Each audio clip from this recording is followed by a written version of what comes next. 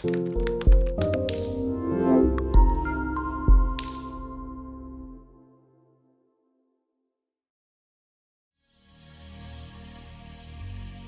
you treat her better than she treats you, she'll get bored. Don't just give her your attention. Make her earn it. Hey, I'm a stickler for perfection, guys. Sex. You lost your edge, she lost the traction. That's how it works. Guys, you're going to have to put in work to build value. Except for the Sigma, for the Sigma is naturally high value with the lady. What's up, guys? It's your man, Donovan Sharpe, and welcome to the 800th edition. 800th edition of TSR Live. Your daily dose of toxic masculinity. It is Thursday, November 4th of 2021. It is good to have you guys in today. Obviously, today is a fairly special day. Today is episode number 800. Today is episode number 800. I actually started my podcast. I can't remember exactly when I started my podcast. I started it back in 2016. My first 100 episodes were on SoundCloud. SoundCloud took down my account. Thankfully for me, I had everything backed up. So you can go all the way back to episode 1, episode 0, the introductory podcast, to check all of the rest of that stuff out. But I showed my face for the very first time in episode 108 on YouTube. That was Labor Day of 2017. And here we are 4 years later. 4 years later, and good God, over 600, probably close to 700 episodes that I have now shot on right here on YouTube, the mothership. The reason why I did everything live is because I didn't have any video editing experience. I just decided, you know what, I don't have any video editing experience, so I'll just do everything live. And it turns out it's much less time consuming to do videos live than to have somebody editing all of your videos for you all the time. So I'm very fortunate. I'm very, very fortunate to be very good at putting on a live show. All of the production you see is 100% done by me, the moving cameras, everything. Everything is all me. So for those of you guys who have supported me literally since day one, I sincerely thank you guys for your support. Listen, man, here's to another 800 episodes. It's just it boggles my mind.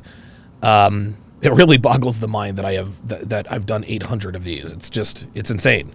It's insane. It really is insane. I hit episode 500 sometime in 2019.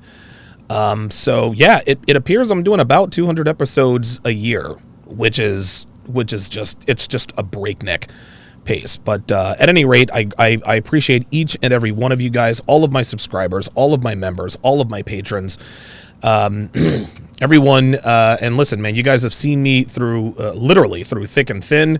I've had channels taken down. I've been deplatformed on every platform there is, including Teachable. Even though I was making Teachable a boatload of money. But either way, I'm happy to be here. I'm fighting a little bit of a headache. I'm thinking it's probably a migraine because it simply will not go away. But I'm here for the people. I'm here for you guys. I'm going to battle my way through it. And you know, the thing is something about doing shows seems to clear up my headaches. It's weird because I used to get migraines a lot more often, if you guys remember. And Jesse, the lead singer of the Failsafe, actually sent me some Imitrex, some migraine medication. Thankfully for me, I think he sent me like 10 or 12 pills. I've only had to use 2 of those pills. So shout out to Jesse, Karen, Kaio, and Chad of the Failsafe for hooking your boy up with that.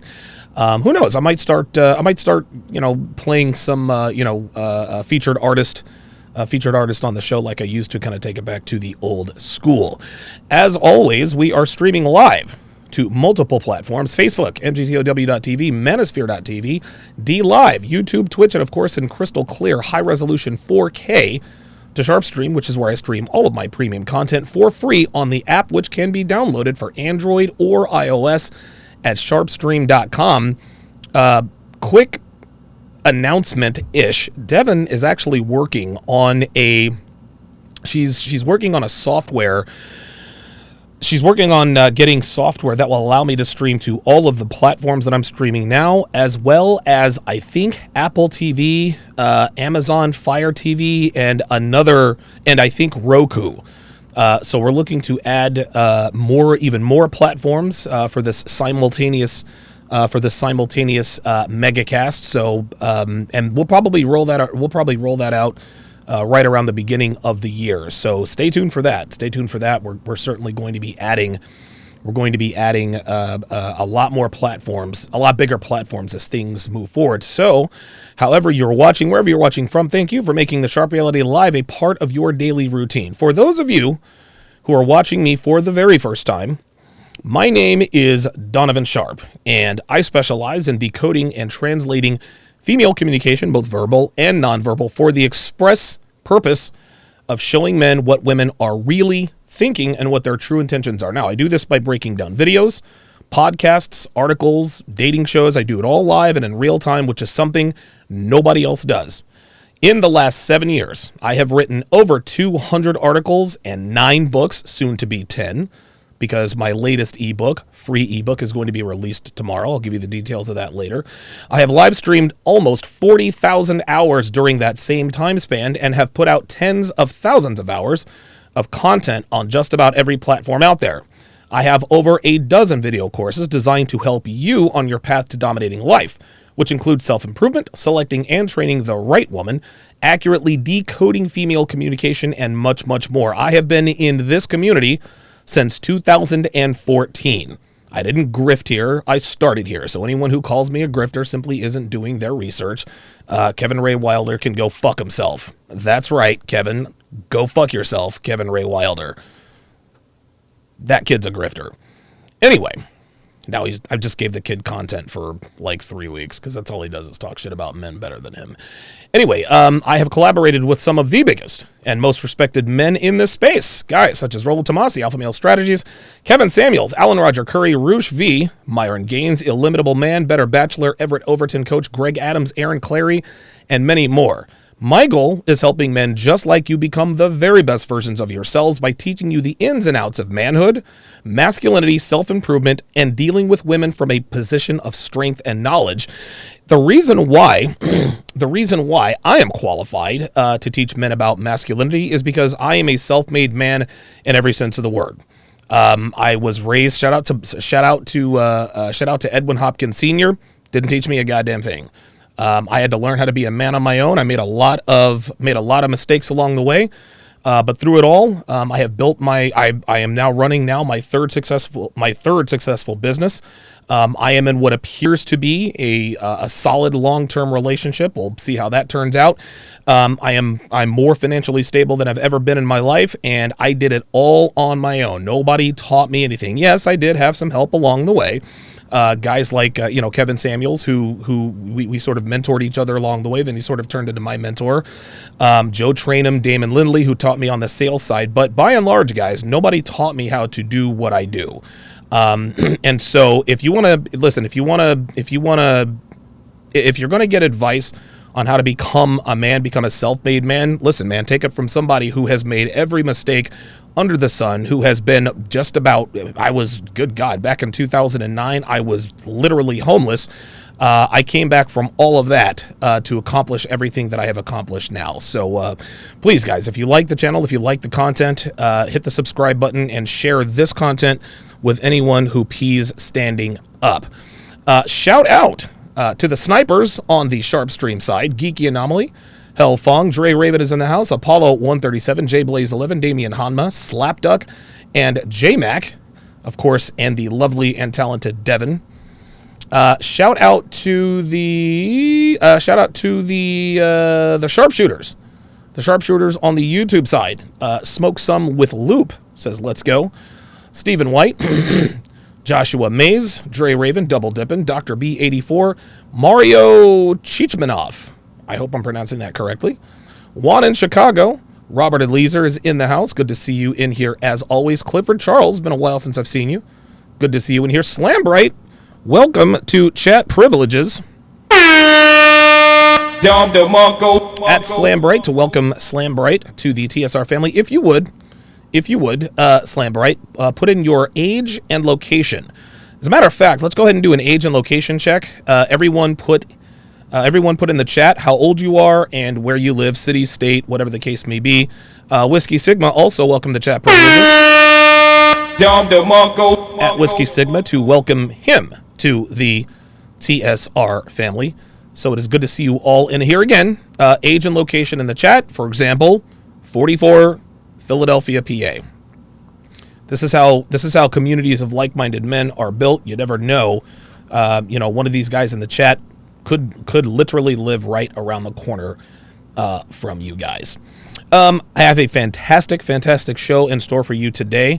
I'm going to be breaking down a Kevin Samuels Instagram interview. I'm also going to be breaking down a Fresh and Fit segment that's going to come up. That's going to be coming up a little bit later on. But what I'm going to be talking about first is an article that Kevin Samuels sort of discussed and broke down on his opening monologue yesterday. So Kevin Samuels did an episode yesterday, and it was entitled, "Do High-Value Men Control Women?" And what he did is he broke down an article that was written. Let me go ahead and bring this up here. It was written in the New York Post. It was written by Andrew Court. Andrew Court wrote an article that actually published a couple days ago entitled, quote, "Men with Golden Penis Syndrome are ruining sex and dating for women." Isn't that interesting? Men with golden penis syndrome are ruining sex and dating for women. Okay, well, let's jump in here and see what this is all about. Beware of the college grad cad. The article starts. Let me get this video out of the way. I hate when they bombard you with the damn video. There we go. Beware of the college grad cad. Men with college degrees have become so cocky that they're ruining romance for their female counterparts, one leading expert alleges. Just 40.5% of college students in the United States are male, according to the National Student Clearinghouse, meaning they're in short supply and in high demand when dating on campus. Well, okay, I guess that makes sense. A lack of competition has led these men to develop, quote, golden penis syndrome, an arrogance that stems from the assumption that a steady supply of females will be sexually interested in them. So let me just go ahead and stop it right there.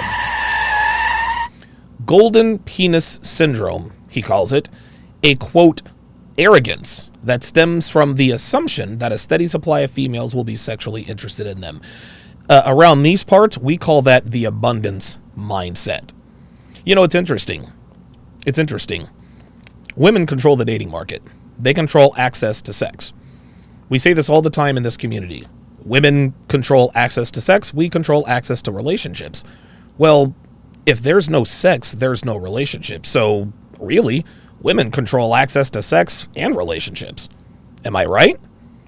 So what these men have figured out, these men with golden penis syndrome, according to Andrew Court, it is an arrogance that stems from the assumption that a steady supply of females will be sexually interested in them. So he characterizes the abundance mindset as something that is arrogant. So we already know that Mr. Court is certainly not team man. Don't want to pass judgment here. Listen, I'll give him a few more paragraphs before we pass judgment here. Golden penis syndrome, he continues, has led these smug males to engage in dastardly dating practices such as cheating and ghosting because they're confident that another woman will always be waiting around the corner. Holy shit. Again, smug and dastardly. So because a small group of men have figured out that they're going to be swimming in punani no matter what, now all of a sudden they're smug. Now all of a sudden their strategies are dastardly, cheating and ghosting. Did it ever occur to Mr. Court that women have done the same thing for the last 2.5 decades? Think about this. Think about this. And again, law number 26 of the 49 Laws of Sharpe, which can be purchased at donovansharpe.com/49laws. Women cannot stand it when men have a decided advantage on the sexual marketplace. They cannot stand it. When men play the game better than they do, that's the only time it's a problem. A woman will date 10 guys, cheat on all 10 of them, she'll ghost guys, she'll flake on them, this and that, but as soon as a guy runs the gambit on her, it's men ain't shit, men are dogs, men are trash. Well, Mr. Court here is doing the exact same thing. Because a man has figured out that he is going to have a steady stream of hot young females paying him sexual attention, now all of a sudden the practices that women have been engaging in, such as cheating and ghosting, because they're confident that another man will always be waiting around the corner, he wants to characterize when we do it as dastardly. You guys remember that article that came out a while back about 30% of women go out with men on dinner dates just to get fed with no romantic interest? They call that smart dating. They call that financial shrewdness. One of the models I hired actually admitted this to me. Well, hey, if it's the 21st of the month and I know I'm not going to get it, yeah, I'll download Tinder to feed myself. Women admit this outwardly. And not only are they encouraged to do this, they are praised when they do it. Yet, when the dine and dash dater does it to women, he gets national ridicule. All of a sudden now, he's smug and engaging in dastardly dating practices. So when women do it, it's smart, it's empowering. You go, girl, never settle. But when men do it, because of our abundance mindset, it is smug, dastardly, and an arrogance. Let me get this off the screen here. There we go. The term was reportedly coined by frustrated female students at Sarah Lawrence College in upstate New York, where 3/4 of all enrollees are the fairer sex. Journalist John Bierger believes many college-educated men in their 20s, 30s, and 40s have also developed GPS because they're similarly in high demand when it comes to dating. The sex ratios among college-educated hetero singles in Manhattan is approximately 3 women for every 2 men. I've interviewed a lot of men who are continuing to take advantage of that imbalance, Bierger told Mel Magazine. So out in the real world, for every 3 available hetero single women, there are 2 men, which leads to, obviously, competition. But again, it's characterized as them taking advantage of these imbalances. So what is it?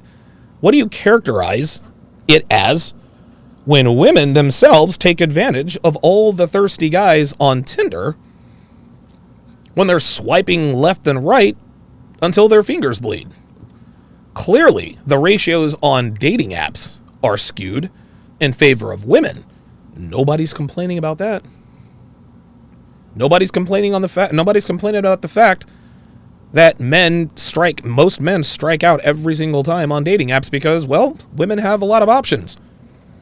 Way back, incidentally enough, in episode 499, number 3, hang on a second. In episode 499, I talked about this very phenomenon. When the script is flipped on women. When the script is flipped on women, they can't stand it. Take a look and listen. So many options available that guys don't try at all.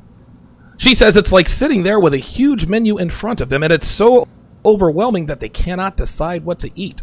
If they try me out and I am not immediately to their liking, they move on easily. There's no need for effort, and it's sickening. Of course, they blow me off. They barely even think of me as a human being. I am just another face on the screen. Oh. Sound familiar, gentlemen? Oh, how the tide has turned on Ms. Horton. You see, guys, what she is describing is the inverse of she experienced in her 20s. You see, in her 20s, she sat there with a huge menu of men in front of her. In her 20s, she was so overwhelmed that she couldn't decide what to eat, or in other words, who to sleep with. If the men she tried out were not immediately to her liking, she was the one who moved on easily. In her 20s, she didn't have to make any effort, and she blew off countless men. She didn't think of men as human beings, they were just another face on the screen. You know, it's funny when women complain, or when women don't like when men play the game better than they do, right? A woman will lie to men, she'll cheat on boyfriends, she'll use men they have women will use men they have zero sexual interest in for free dinners, and divorce rape their husbands. But as soon as one man plays the game better than she does and gets over on her, oh, now it's a problem. Now it's men ain't shit. Guys, there are countless articles talking about girls who use men for free meals by misleading them about their sexual interest in them. Everybody praises these women for this brilliant plan. But then as soon as we get a guy like the dine and dash dater out in California who is dining and dashing on women, now it's a problem. He gets jail time and national ridicule while women get a pat on the back. Females hate it when they do not have a decided advantage on the dating market. I dig that Voltron shirt. I wonder where that's at. And there are really only two things that put them at a disadvantage. Number one, they run up on a dude who just plays the game better than they do. And number two, they get old. And this is where Amy Horton finds herself now. What she did with men in her 20s is exactly what is being done to her now, and she doesn't like it. Then she wants to whine about, I'm just another face on the screen. Cry me a river, ho. The article continues. Bierger, who penned the best-selling book Datanomics, How Dating Became a Lopsided Numbers Game, further explained to the Daily Mail, quote, "We are seeing a generation of young men who think they're Adam Driver or Michael B. Jordan. Of course, it's not about them, it's the ratio." He continued, When men are in undersupply, the dating culture becomes less monogamous. Men are more likely to treat women as sex objects and treat relationships as disposable. Interesting. Now, Kevin pointed out this parallel when he broke this article down about this treating women as sex objects. Well, guess what? The script has officially been flipped. You see, as recently as probably 2, maybe 3 years ago, women treated men as commodities. Women treated relationships as disposable. Why? Because they had what they thought were endless options. But what they're really beginning to figure out is that all of these women, all of these men that most of these women are dating are the same guys. That's really what this comes down to. And by the way, this is John Bierger of Dating Economics. So again, when women take advantage of these skewed ratios, no problem. When men take advantage of it, we're smug men who are arrogant with golden penis syndrome. The article continues, not only are men with golden penis syndrome more likely to treat their dates badly, they may also be inclined to put much less effort into their physical performance, for their physical appearance, and their sexual performances. That's 100% wrong. What he is describing are fuckboys. And one thing, and Geeky Anomaly actually pointed this out in the chat when we were breaking down F-Boy Island, which was an abject disaster, is that there's no such thing as an F-Boy or a player or a high-value man who's playing the field who doesn't put effort into their physical appearance. F-Boys, high-value men, players always look good, they're always in shape, they're always very well-dressed, always very well-groomed, and they always smell fantastic. They always look good. Now, as far as their sexual performances are concerned, they could not give less of a shit, because why? Well, hell, if she doesn't like fucking me, I know that another woman will probably like fucking me. This is why I told you guys way back in episode 17, 4 reasons you should not give a shit about a woman's needs in bed. When I wrote that article, I had been dating Devin for 2, maybe 3 weeks. I was still smashing 2, 3 girls at a time. I did not care about my sexual performance because I knew I had more than one. Bierger, I'm just going to call him Berger, previously spoke with the Post, declaring that that dating was particularly dire for heterosexual women in New York. Oh, look at this caricature of this guy. Looks like he's paying attention to his... Listen, he's got a custom tailored suit. He is nicely groomed. Probably smells like Blue de Chanel. College-educated women are more likely to date among their own milieu of college-educated men. But as their numbers are so skewed, they're in for a rougher time. Gentlemen, if you haven't heard anything I've said to this point, listen to me now. Listen to me now. Matter of fact, I'm gonna find the Twitter. I'm gonna find the not the Twitter. I'm gonna find the Instagram post. I'm gonna find the Instagram post that I talk about the fact that when women compete for men, when men compete for women, women are terribly behaved.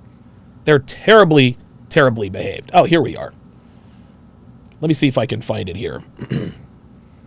And this is this is the case in every sexual marketplace. Every single, here we are. Here we are.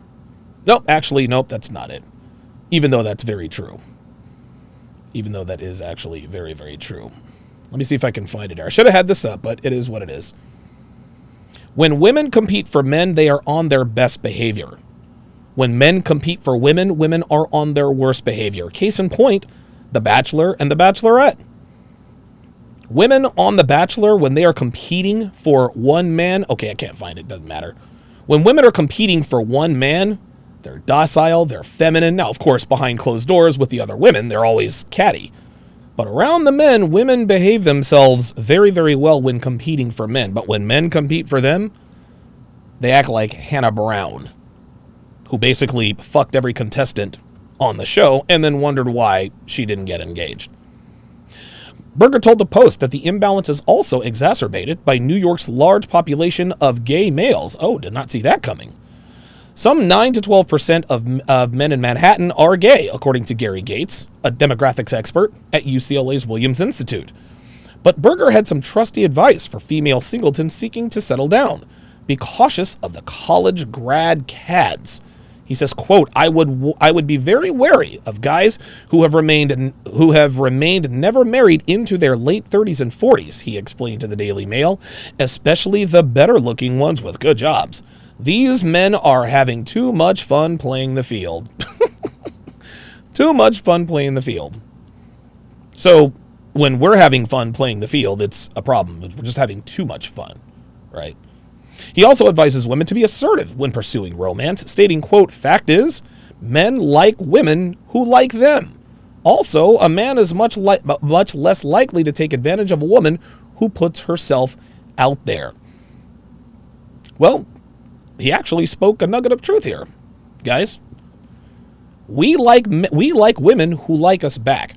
I can't tell you how many girls I smashed in Vegas who genuinely just did not like me. They just didn't like me. And sometimes that's a bit of a hard reality to sort of swallow. Okay, this girl likes smashing me, but does she really like me? And the more time you spend with her, the more obvious it becomes, this girl really doesn't like me. Devin and I are watching a series. I think it might be on Discovery Plus. It's called Dope Sick. It's sort of a biopic of the OxyContin epidemic that started in the early 2000s with Purdue and OxyContin being highly, highly addictive and destructive and deadly, and Purdue doing their level best to sort of sweep it under the rug. Well, one of the young salesmen who used to work for Purdue made all this money, and he kind of catches a strike of conscience. He figures out that OxyContin is indeed very, very bad for its patients, and this is drug addicts or people who are genuinely in pain, and he begins to maybe question whether or not he should walk away. Oh yeah, Dope Sick is on Hulu. Thank you guys for that. Anyway, he's having, I guess, a little bit of a fling with one of his fellow sales women. And they're talking about, we need to report this and people are getting sick. And the girl is like, dude, this is the golden goose. Keep your mouth shut. So she turns around to walk away, and he asks her, no, they were at some sort of party. I think they were celebrating a $1 billion in sales. And he almost gets in a fight with one of the other salespeople, and she kind of breaks it up. And she's like, come on, let me take you home and you can take advantage of me. And he kind of looks at her. He says, do you even like me? And she paused for a second, and she's like, yeah, sure. He knew she was lying and just got up and walked out. Right?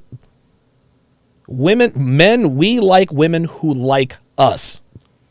We like women who like us. Women, if you like a guy, show him that you like him. Show him that you like him. Throw yourself at him. But then, of course, in the same breath, also, a man is much less likely to take advantage of a woman who puts herself out there. Well, guess what? As Michael Jordan famously said, you miss 100% of the shots you don't take. Women, ladies, if you really, really want to get linked up, you got work to do. You've got work to do. The younger you are, the less work you have to do. Men, we're starting to figure out that as soon as we hit the big 3-0, we are the ones with the advantage. And we act accordingly. Call us arrogant, call it golden penis syndrome, call it whatever you want. But that doesn't change the fact that it is our advantage. And it's game, set, match out here in these streets. Fuck what you heard.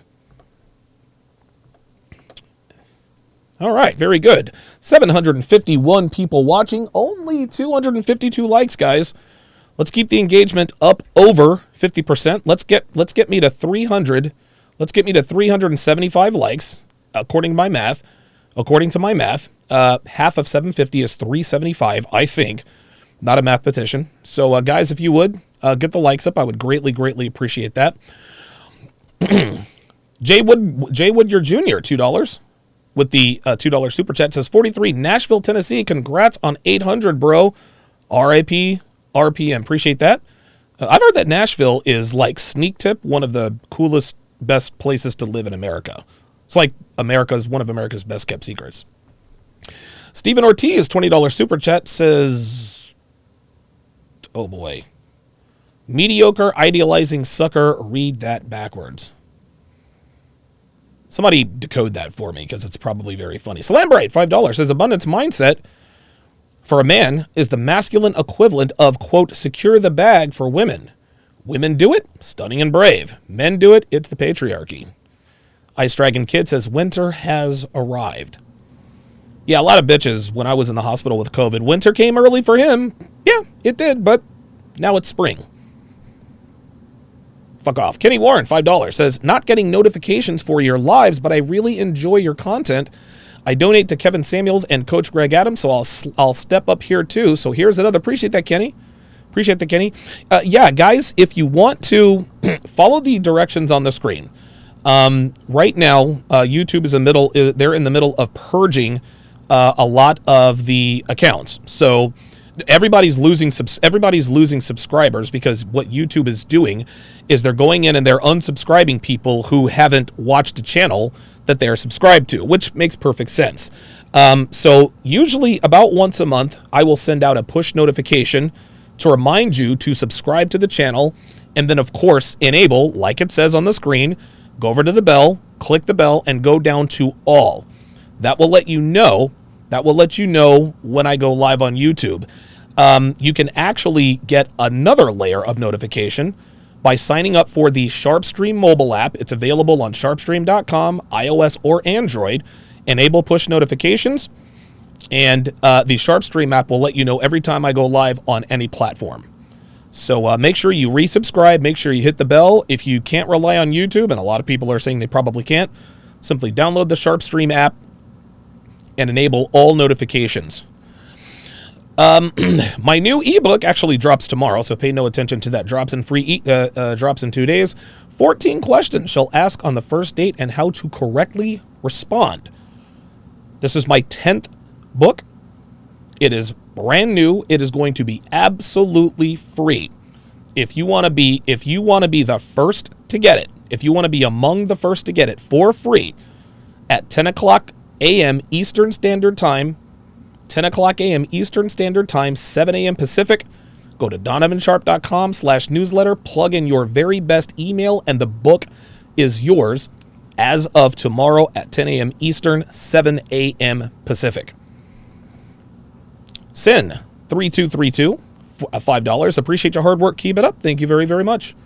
I appreciate that very much. Okay, let us get to the next segment of the show.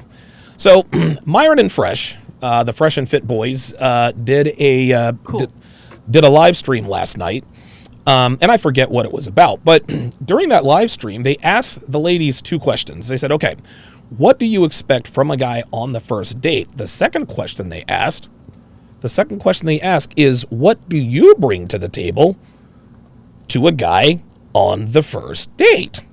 Thought that was very interesting. So let's jump in here and break this bad boy down, shall we?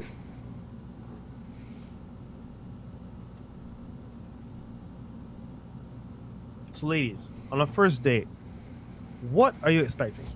And let's give Everything. two scenarios here: a guy that you like, and a guy that you don't like that much. Oh shit. So, Ooh, on the first date, you get a guy. Date, you might like him at the beginning, you might not after the end.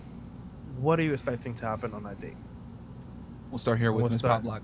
Yeah, pop block. And guys, how we're gonna do it is like the girl that goes first this time will go. It'll switch back and forth. Okay, repeat the question one more time. So the question is, right? On a first date, Yeah. Right.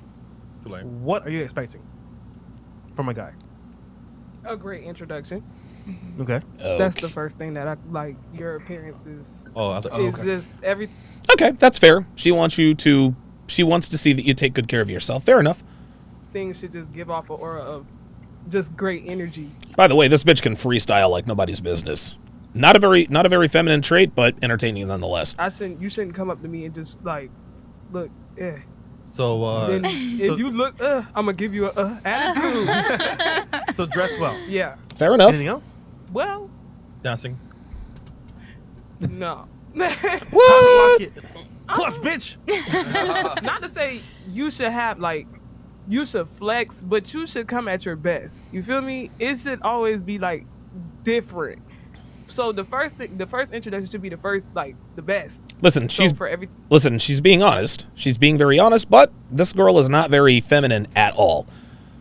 The lack of femininity is a huge turnoff for me with this chick. thing going forward, it should just go as well. Like I don't expect too much as a person. So I don't expect too much as a person. That speaks to her self-esteem or lack thereof. like I'm normal myself. I'm different. So I'm normal myself. I'm different. Nope, you're pretty much the same as all the Miami hoes out there. Tattoos, masculine energy, I wouldn't reasonably good looking. expect much from a dude. So we're going on a date, we're vibing, having fun. You don't want nothing. I'm kind of different. I don't know. Oh, here we It's go. like- Here we go. Ay. It's so funny. Girls want more than anything to be unique. To be different. Well, I'm not like other girls. Yes, you are. Me, Donovan Sharpe, I'm like most guys. I like young, attractive women who are in good shape, who are feminine, docile, and submissive. That doesn't make me unique. Come on, what's wrong with being a woman? Like, just keep it real. I'm not too much. Like I'm not too much to like please because I have enough myself. So just Oh, here we go. imagine like Malik says she was cool, but so masculine. Yeah, I agree. Like, she was cool. Like, she didn't have no attitude or nothing, but she's basically a dude. the same amount of things that I'm providing, you should be able to do the same as much as me. Okay. I shouldn't be able to give too much and you're giving so little. You feel me? So it's like a first Right. And what exactly do you give? What do you bring to the table? date. Matter of fact, no. Flowers is good. Oh boy. See, she lost me right there. Flowers is good. So you're telling me that you like flowers on the first date? Fuck out of here, dude. Dude, you want to know what happens if you bring a girl flowers on the first date? That's it. You're out. He brought me flowers. I want to fuck him, said no woman ever. And if they don't give you the flowers, hey, You didn't show up with the fucking flowers, bro. There it is. Ski mask time. There it is. Yeah, I'm not even gonna lie. I'm gonna chase it down. Oh Lord. She puts it down. That was funny. Okay. Okay, so flowers. Fair enough. Okay, so this woman didn't count. She's kind of a, yeah, whatever. Okay. All right, guys, you better show. Yeah, Dr. B84 says, yeah, she's a hard no. Jay Blaze says she's a dude who can't make a point. With flowers on that Dress first day. well and flowers. Cool. She's not a bad looking chick though. She's not a bad looking chick, but I'm pretty sure her hair is fake. Though you guys know me, I will never ever know. And she's got a tattoo and she's kind of masculine. Okay, she's masculine. Her voice is deeper than mine. Laura, what about you? So you want the truth or the cap? So tell us the cap first. No, the cap be like. And then tell us tell the truth right after. So nice, open doors. No, but listen, if you See, she just kept it a stack. look good and I'm into you, I'm shocked you're even gonna take me on a date. Is that fucked up? No, that's not fucked up. Did you hear what she said? If you're a good looking dude and I'm into you, I'm shocked you're even taking me out on a date. Is that fucked up? Guys, this is a woman who's telling the truth. Hang on.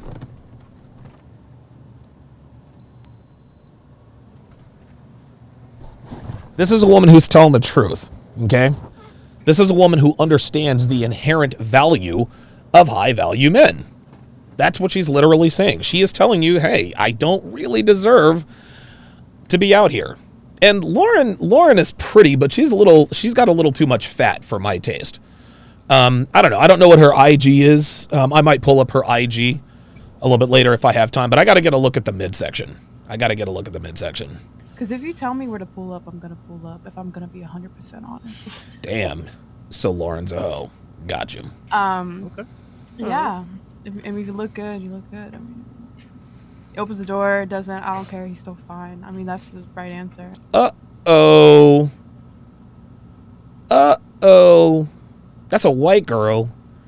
That's a white girl who just called somebody fine. Now, white girls call good-looking white guys hot, right? But if a white girl says he's fine, what does that usually mean?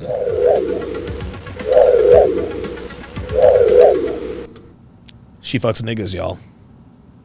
She fucks niggas, y'all. San Francisco, New York. Hashtag there's always one. I ain't mad at her, though. I ain't mad at her. What if he's not your Then I'm not going on a date with him in the first place. See, I'll there we never go. Interact with anyone that I didn't want to See pursue that? something with. See, Lauren keeps it real. She's like, look, man, I'm not trying to go out on a date with someone I'm not trying to smash. Imagine that. Imagine that. A girl not wasting a man's time. He turns you off during the date. DJ Berserk says Caucasian see through him. Damn. I don't know, man. Nah, I'm not detecting any hood rat vibes. But I will pay attention, though. I will pay attention, though. I don't know. There's always like an exit plan, right? Like an eject button. Oh, there she goes. I'll be like, oh my god. Lamar's Journey with the $10 super chat. Appreciate that. I mean, like my dog's having diarrhea or something, or oh, like tell me. What. My Or dog's I'll go into having the bathroom. diarrhea. Whoa. Don't do that. Casual Germ said that's the chick that roasted Red. Really? Okay. Yeah, I mean, the thing is, like, if I wasn't into him and didn't want to be with him in the first place, I would never go out into a public setting with him. See that? See that? So she's a hoe with morals. How about that shit, man? Lamar's Journey, member for 3 months, says, your wisdom is saving my life, man. I greatly appreciate you saying that, man. I greatly appreciate you saying that. I honestly prefer private situations. So Okay. I know too many people. I honestly prefer private situations. I know too many people. Do you want to know why she prefers private situations?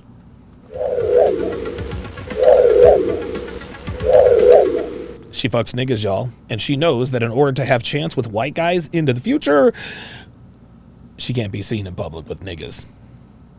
I don't make the rules. I don't make the rules, guys. I just tell you what they are. Okay. So if they act weird, you're just gonna be...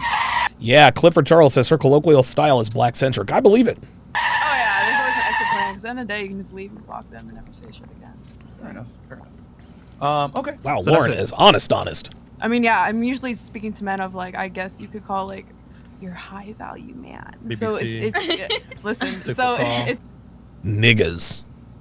Lauren, just say it. Well, listen, she's a white girl, so she can't. I mean, she can say it, but just say niggas, Lauren, and just be done with it. It's usually like a private scenario, anywho, so it's not like I'm going on a date to some fucking randomness. No. Okay. Yeah, she definitely fucks niggas for real. Shorty D, what about you?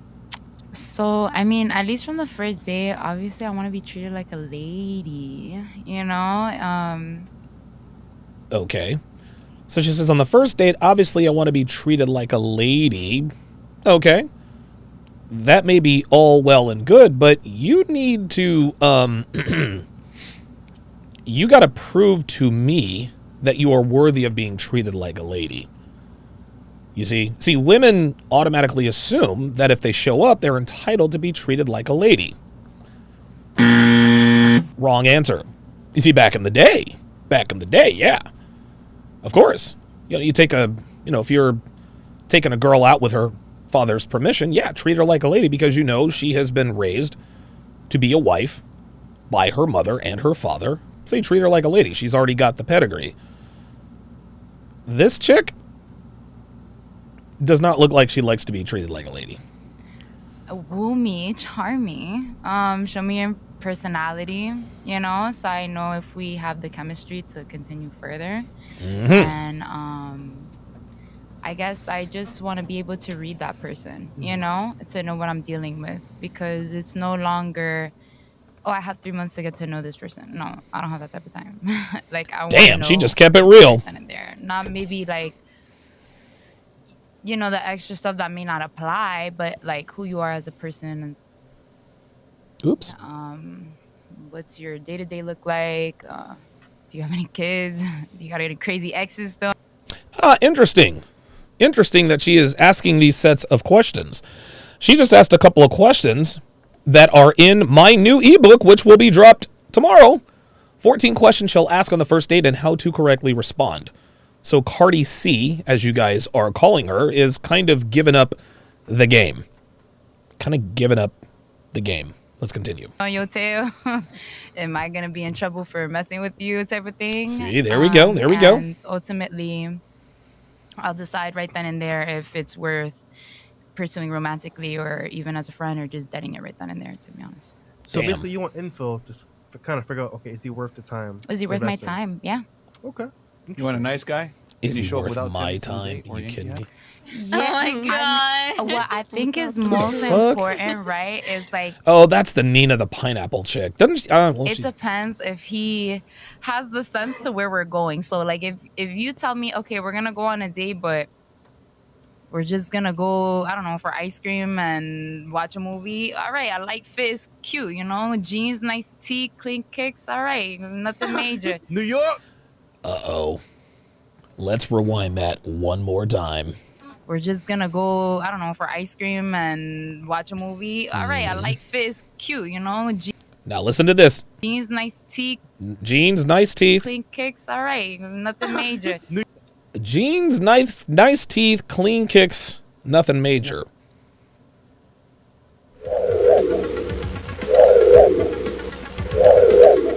She fucks niggas, y'all. We got two night riders. We got two night riders on the panel. When's the last time you ever saw that? Wow. New York! And you know, like I like urban wear too, so I could appreciate someone who has Dude, I love this fucking ski mask bit Myron does. versatility. This shit is hilarious. Like him? This man. Would you give me a date? Yo, so I'm not even gonna lie. I had to change my type because that was my type. No, baby girl. That is your type. Because look, Myron's got a pink ski mask on. He's got a pink ski mask on and a fake plastic gun. Look how she's looking at him. Has versatility, cute, you know. Look, Jeans, watch how she's looking at nice Myron. tee, clean This is kicks, funny as hell. right, nothing major. New York! And you know, like Watch. I like urban wear too, so I could appreciate someone who has versatility. But Versatility? Clifford Charles says technically all Latinas are night riders. Yeah, you're probably right. Like him? This man. Look. Would you give me a date? Yo, so I'm not even gonna lie. I had to change my type because that was my. That was my type. That was my type. Stop the cap. No, that is your type.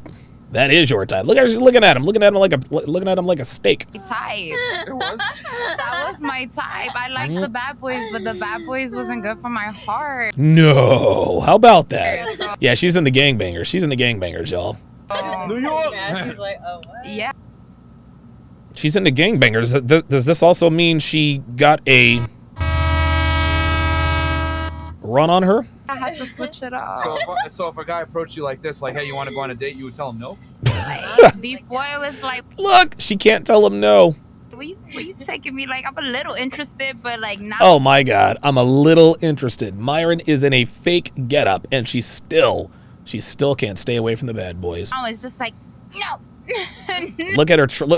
Look at the strength. Look at the strength she is having to conjure up to tell a fake gangbanger no. Tell a fake gangbanger no. Yeah, she's an around the way girl. She's around the way. Yeah. No. I just robbed a sneaker store before this. Son, and that's why I can't deal with you, because you might blame that shit on me. You might want to lay down and do the time. Like, no. Well, I know. Look at her. I might lay it down a new time. No, that's not a very convincing. No. She's down with it. Definite G with the comment of the day says it ain't no fun if the homies can't get none. Real talk. You down? I just robbed a sneaker store before this. I might just be. This chick is funny. She kept it real. She's like, yo, it might just be. I'm about to go rob somebody else after this. Yo. Okay. Let's do it. Let's do it. Fuck you, Shawty. I don't need you. I got a criminal right next to me. You know what? It's okay, though. All right, good. So what about you, Nina the So Pineapple. on the first date, I'm definitely expecting chivalry. So Nina the Pineapple says, on the first date, I'm definitely expecting chivalry. Okay. I just am. I want you to open doors for me. Pull the chair for me. I want you to open doors for me. Pull out the chair for me. Now, at first blanch, you might think that Nina is, I don't know, she looks like she could be a homely conservative girl. Until, of course, you check out her Instagram. Nina the Pineapple. Growth, passion, ambition, discipline. Her Instagram page is none of those things. Nina the Pineapple is all about showing off that ass. And I'm going to tell you what. Nina the Pineapple, she's a small girl. She's small. She's real, but Nina the Pineapple is the quintessential example of a tiny girl who has an unbelievable ass. Like, dude, truthfully, man, Nina, like for a little girl, for a little woman, her ass is absolutely smoking. Look at this. Like, she has a smoking ass. Look at that. Look at her skating. Tell me that you would not destroy this chick. Look at this. Oh, now we know why she has an unbelievable ass, is because she squats. Ladies, if you're watching, the difference between a butt and the ass is what's on your screen. It's a squat rack. If you want a nice ass, you squat. That's all there is to it. Anyway, if we can all just quit worshiping Nina the Pineapple's ass, it's interesting that a woman who shows literally nothing but ass on her Instagram wants chivalry. Now listen, I'm sure Nina's a nice girl. She seems nice enough. But this again is another example of a woman wanting a traditional man. She wants traditional masculinity without having to display traditional femininity. This is not feminine, guys. Showing your ass on Instagram is not feminine. It's ratchet. It's thought culture. She has listen, her ass is nice. Like, let's not get it twisted. Let's not get it twisted. Her ass is out of this world. Her ass is out of this world hot, but you can't expect chivalry when this is the most accurate depiction of you in your daily life. This is advertising, is really what this is. If you want me to pull out the chair, if you want me to pull out chairs for you, sweetheart, you're going to have to understand I do not pull out chairs for women who are on social media. Let's take a quick look at Lauren's Instagram. Appreciate whoever put Lauren's, because I think Lauren is she's a little too yeah. Listen, Lauren's a pretty girl. Let's not be disingenuous. Like, she's a pretty girl. She's got some nice tatas, but you can barely see her collarbone. Yeah, she's just not. Looks like she's got a flat-ish stomach. Looks like she's got a. Listen, Lauren is thick. I'll give her the thickness, but as soon as she turns 30, she's gonna blow up like Pennywise's balloon. Oh, that's a bad picture. That's a very, very, very bad picture. You should not wear a muumuu. No, that looks like a muumuu. So Lauren's a pretty girl. Let's not cap on that. But her long-term aesthetic prospects aren't really looking too good. So let's go back to what Nina the pineapple says she wants in a first date. Not even asking for a lot. Like It really isn't. And Bro, good conversation, so. She's laughing at her own answers. Yes, if she's laughing at her own answers, she knows that her answers are ridiculous. She's thinking to herself, okay, I want chivalry, but my ass is all over Instagram. No, I want chivalry. Like, I want you to hold the door Whiskey Sigma, thick becomes fat at 35. Fam, thick becomes fat at 29. open for me. I want you to pull a chair. I want you to pay. I want you to Really, nigga? Yeah, hey, real talk. On my lap. She said she wants a gentleman. I do. I want a Prince Charming. Baby girl, listen, I understand what you're saying. And Nina doesn't see, I don't know Nina personally. Every time she's on the show, she represents herself well. She's feminine and she seems like a really sweet girl. But like, I got news for you. Prince Charming doesn't look for girls like this. Now, he looks for girls who look like this, but girls who look like this, who show it off on Instagram, that, to him, is a big giant nope. Let's continue. And I want good conversation on the first date. So safe to say, Yeah, if she I wants showed a up with simp. that pink ski mask, you would not want me. Look at that. I could give you a hint. It's funny as shit. She didn't say no. It's so funny. Watch this. Girls just cannot help themselves. Myron has now asked 3 girls if he shows up in a ski mask. If he shows up in the ski mask, are you going to give me a look? Black girl said, let's ride. Right? Cardi C said, that used to be my type. Translation, that's still my type. Watch what Nina says. I want a Prince Charming. Watch. And I want good conversation on the first date. So safe to say, if I showed up with that pink ski mask, you would not want me. Look, she's not saying no. Look. Oh, look at Cardi C in the middle. Look at Cardi C in the middle fantasizing. Look at this. Look at this. Modern women, gentlemen. Modern women. Dude, they can't hide it to save their lives.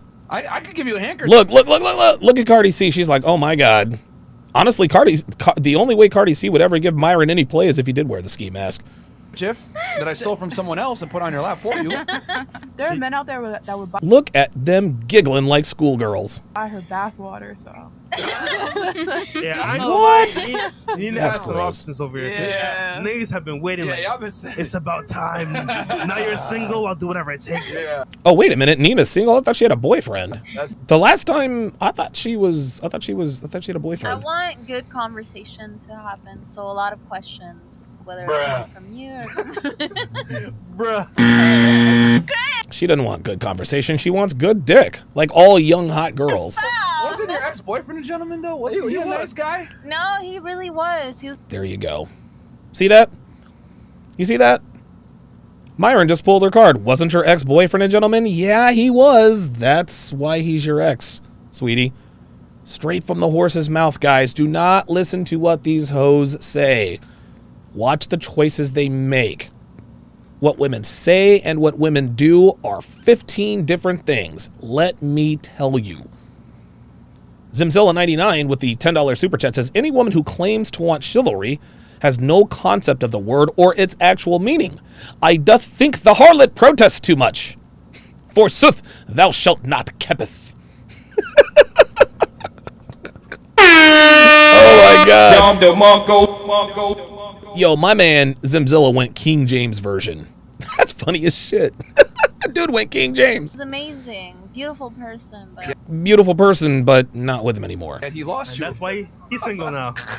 Look at Nina. Look at Nina. Yeah, sweetie. Just keep it real. Sometimes people just grow apart. Yeah, I and sometimes people are like... Oh, sometimes people just grow apart.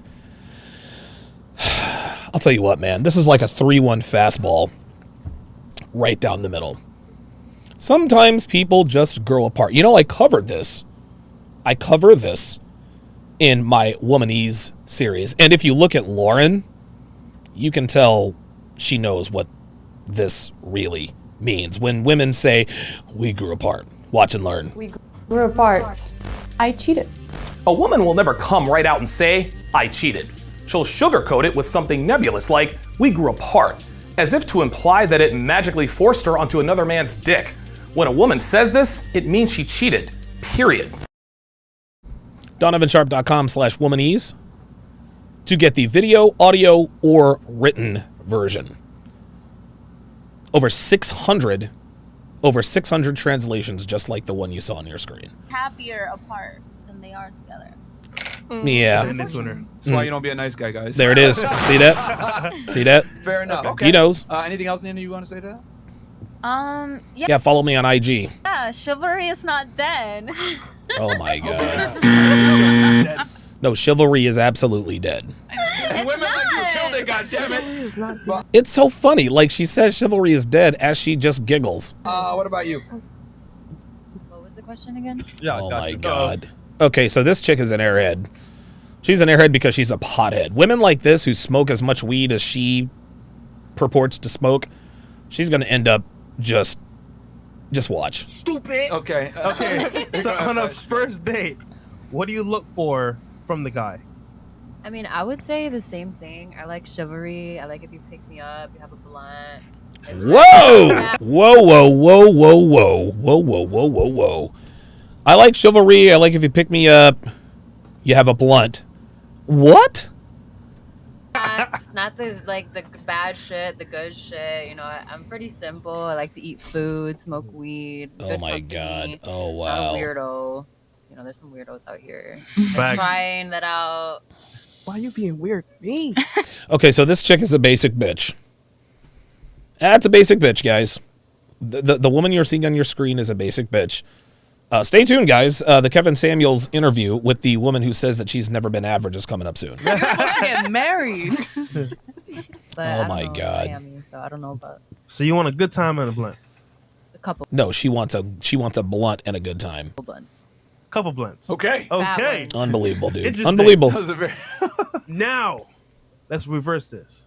Here we go. What do you give the guy on the first date? My time. Did you hear that? Did you hear what this bitch just said? What do you give on the first date? My time. Guys, I say this all the time. The reason why women don't feel guilty about taking advantage of men they have no sexual interest in for the purposes of getting fed is because in a woman's mind, if she graces you with her presence, it is you who are indebted to her, even if you spend money on her. So she wants a guy to pick her up, have a blunt, have a good time, good conversation, good dick. And what does she bring to the table? Oh, wait a minute. Her time. This bitch, again, she's a basic bitch. And she just thinks that her time is so valuable that she's just entitled to all that just for showing up. Can't make this stuff up, guys. Dr. B84 says, I've heard nearly 50% of the womanese phrases in real life now. Oh, yes. You will hear them all. Okay. Unbelievable. Let's add something. Oh to my this. God. This Tangible. is insane. Oh, tangible. What, is this time less value? Is this time of less value? Wait a minute. She says time is not tangible? Oh my God. Oh boy. Tangible. Like tangible, something you can feel and touch. Oh my God, dude. Oh my God. This just in. This woman is a dumbass. Do you guys see? Again, guys, again. To my critics and detractors. My critics and detractors. Donovan, if you are such a super alpha, why aren't you spinning 20-something-year-old plates? This is why. This is why. Fresh Prince CEO asked her, what do you bring to the table? She says, my time. Fresh laughs it off and says, no, something tangible. What does tangible mean?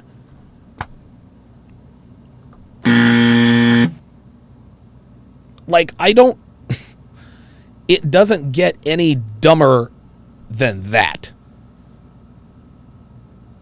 She does not know what the word tangible means.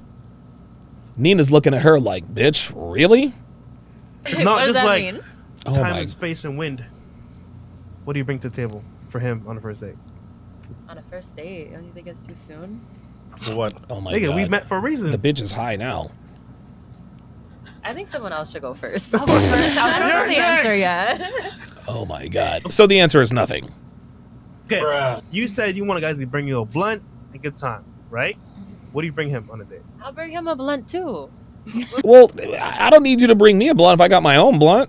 The fuck do I need that for? I'm gonna match you. Okay, so you're gonna bring him a blunt. That one Oh, right here. that's what it is. Oh my God. Okay, so she'll bring you a blunt on the first date. Smoke weed though. Oh yeah, what about that? Then I think we're not gonna get along. Oh, so she wants a pothead. Wow. Jay Blaze says, Haley is somewhere saying, hold my beer. Dude, yeah, her and Haley have the same stupidness. Zimzilla, 99 with the $5 super chat, reads from the Book of Thoughts, Thoughtolonians 29:20. The woman hath cried for chivalry, whilst praising its death. Forsake the harlot, for she is a capping creature. The word of the streets. Praise be to the streets. She belongs to the streets. Wow. Wow. Teddy KGB, $5, says, yo, you need a womanese app so we can type this ish in real time. Oh, wow. Well, she ain't capping though. So guys, she'll bring you a blunt on the first date. She'll be your skinny blunt. Okay. Not a fat one. Jesus Tina, Christ. What about you? What should a guy bring on a date? What do you bring Dude, see, Nina's still talking about, oh, what should a guy bring? on the first date for a guy? Yeah, he's I gonna mean- give you a handkerchief. He's gonna pull the chopper. He's gonna be a gentleman. Or Yeah, whatever. so what are you you gonna get in do? return for- If Yes. you're really nice, you might just get a beso. A kiss. You might. Besos. Fucking Christiana used to say that to me all the time. That's a mite, guys. That's a might. You might get a kiss. So if I pick you up, pay for dinner, open the door, put the handkerchief in your seat, have good conversation, I might get a kiss. And All mites. And where? At the end of the date when you're dropping me off. No, I said home. where. Where? When. Yeah, Like in your car? but where? Where? Oh, look at Nina. Look at Nina trying to play stupid. Where are you going to kiss him, chick? In Miami? Oh my God. See, this is why you know Nina's, look, this is why you know Nina's a super hoe, because she plays almost too stupid. Body though, like where on the body? This nigga Chris, bro. Oh, real? Oh, that's what you mean. Oh. You ask some weird ass questions, bro. Yeah, bro. Don't put it on us, nigga. Put it on you. I want people to see the face of the guy that's asking this shit. Yeah, see, Chris. See, now I see what. So where am I getting that kiss? Miss Pineapple? Yeah. Chris says, ask dumbass The questions. weirdest shit, weird bro. questions, and then That's not weird at all. He wants to know where he's getting the kiss. he keeps the And then camera look, on us. I'm like, that's not me. That's him. Put the camera on you, bro. Yo, and we got in studio Miami CJ. Hey, what up to you? Right man? here on What the up, couch. CJ. Shout out to you, bro. This dude is funny. I mean, personally, I think guys just want to be appreciated and made Wasn't the question. What do you bring to the date? felt like they're doing their job. So I'll make sure that you're appreciated. I think what Chris. And how I'll make sure that you're appreciated. I'll make sure you're appreciated. When Dev says thank you, Donovan, for doing whatever, my response, thank me later. Thank me later. I don't need my girl to verbally thank me. No, I need her to thank me with a blowjob, backdoor action, maybe a facial. Like that's how she thanks me. See, any girl can say, "Oh, thank you so much." Nah, I don't believe you're appreciative of that. It's either cash, gas, preferably ass. That's what this comes down to. Chris wanted to ask was, where on the body would you give the kiss to? On the mouth. On the lips. Okay. Oh, You lips. guys are looking for a Jesus different Christ. answer. Yeah, the 100%. Listen to these bitches. Oh my God, you guys are looking for a different answer. You guys are wanting chivalry. No, dude, no ass, no chivalry. That's just how it goes. Yes. I ain't What'd you say? nothing. Kiss the what? He was Kiss my dick. expecting me to say on the mic. Well, I mean, I think you meant to say on the dick. well, You know what I meant. I mean, She said on it the could be dick. on the forehead, on the cheek, on the Nah, lips. Chris. You Nah. You can kiss these nuts. didn't mean that shit, Listen, bro. I ain't say all that. Go Okay. ahead. What about you? In terms I think that Chris was shooting a shot, or I think Bogdan was shooting a shot there at the pineapple. of what would I bring on the first date for the guy, Yeah. like that's beneficial for him? Ass. Experience. Oh my God, Jesus Experience. Christ. Point. It's so funny. So what should the guy bring on the first date? Well, I want this, that, and a third. What do I bring? Maybe a kiss? Experience? Experience. What does tangible mean? I'm a genuine person. You get I'm me? sure Like, I'm not gonna she is a genuine hoe. fake the funk. So if I'm interested, I'm interested. If I'm not, I'll break it down lightly to you. I'll give you constructive feedback. You tell niggas like, yo, you did this yo. wrong, that wrong, nigga, you breasting, all that shit. Yo, Oh, you want me to that's keep the it a worst when they're Fendi fact with you? A Fendi fact. Yeah, like I'm gonna tell you like this. I got trauma. You don't want me. You don't want smoke. I'm not the girl for you. I probably got a home girl. But You tell them Damn. yo, if look, I'm a person. So Yo, this bitch, it's funny. This bitch can go from feminine to masculine just like that. like I'm very sentimental, and I'm not there to destroy anyone's character. However, if you're creepy She's gripping that mic, though. and I have to get away, then I'm gonna get away. Like, fuck your feelings and then some. Like, it is what it is. But if I'm not, What that mouth do, though?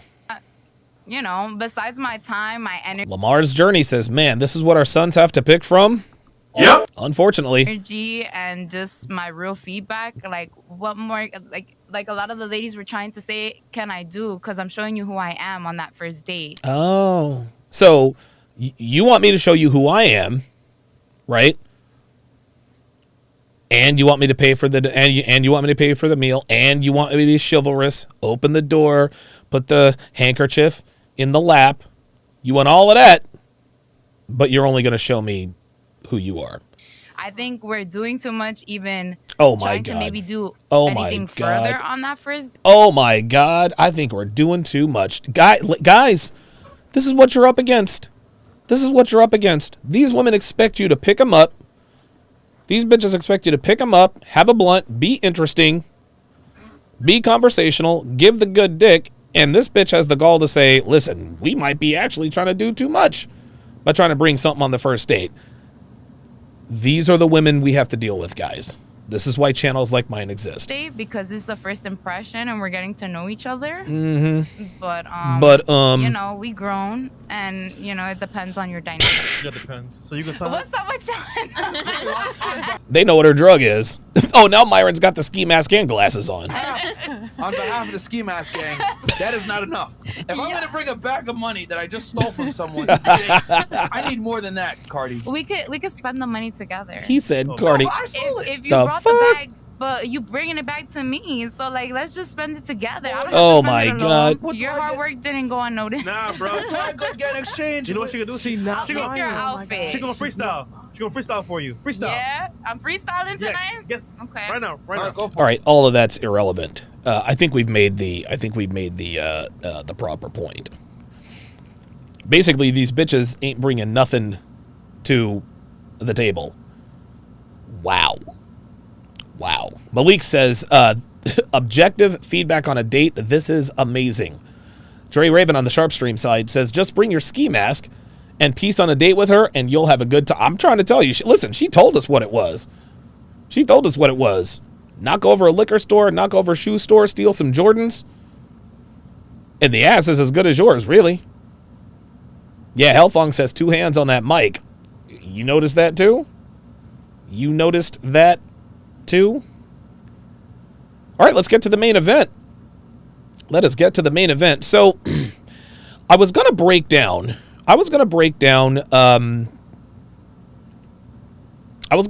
the Kevin Samuels interviews from last night, but what I've started to notice. Give me a second here. What I have started to notice about Kevin's Monday, Wednesday, Friday show, at least the last couple of times, is that he gets a lot of foolishness on his phone lines. Like he gets a lot of foolishness. Like, dude, there are so many bitches who just want to be seen. They act like they don't know what the subject matter is. They're just on there trying to get free clout. Like, that's kind of what it's, at least that's the way it is. Now, Kevin will figure it out. He'll figure out, well, I don't know. I guess he needs to figure out how to screen these people. I mean, he's one person doing, the job of about 20 people. But on the flip side, I have noticed that when he does his Instagram lives, he doesn't deal with as much foolishness because he has much less to do, right? All he's got to do is bring them on, and if they're acting a fool, he kicks them off. And because of that, his IG live interviews are much more content rich, at least more content rich than his YouTube interviews on his main show. To me, the highlight of his Monday, Wednesday, Friday show are his opening monologues. Like, that's become the main event of the show for me. It used to be the callers, but the callers on the YouTube side, most of the time now, they're on some bullshit. So I said, all right, well, let's go and reference this IG live video he referenced on yesterday's monologue. And yeah, this was what you call a gold nugget. Let's watch and listen. You be careful with the phone. You're moving all over the place. All right. See what you're starting to hear is women want to be lied to. Women want to be lied to. And you know what? And I want you guys to think of how much damage I could do. Think of how much damage I could do if I got up here and I told women stuff that other influencers get up here and tell them. You're the mother queen goddess, sea moss gold. You this, you that. I could do a lot of damn damage if I were willing to do that. But no. All right. Who is this? I think I've seen you before. So, ladies, do you not want the truth? Because it's either you bash or it's your tone. Right. But I don't like your tone. It's not what you say, it's how you say it. Hold up. Nope. No, it's that he says it. That's the problem. Women just don't like the truth. Women prefer pretty lies to ugly truths. Oops, thought I was up there. What no one's ever said is whose tone is right. And it's like there is no, and what we're getting, ladies, is there is no way to tell women the truth that they want to hear it. That's right.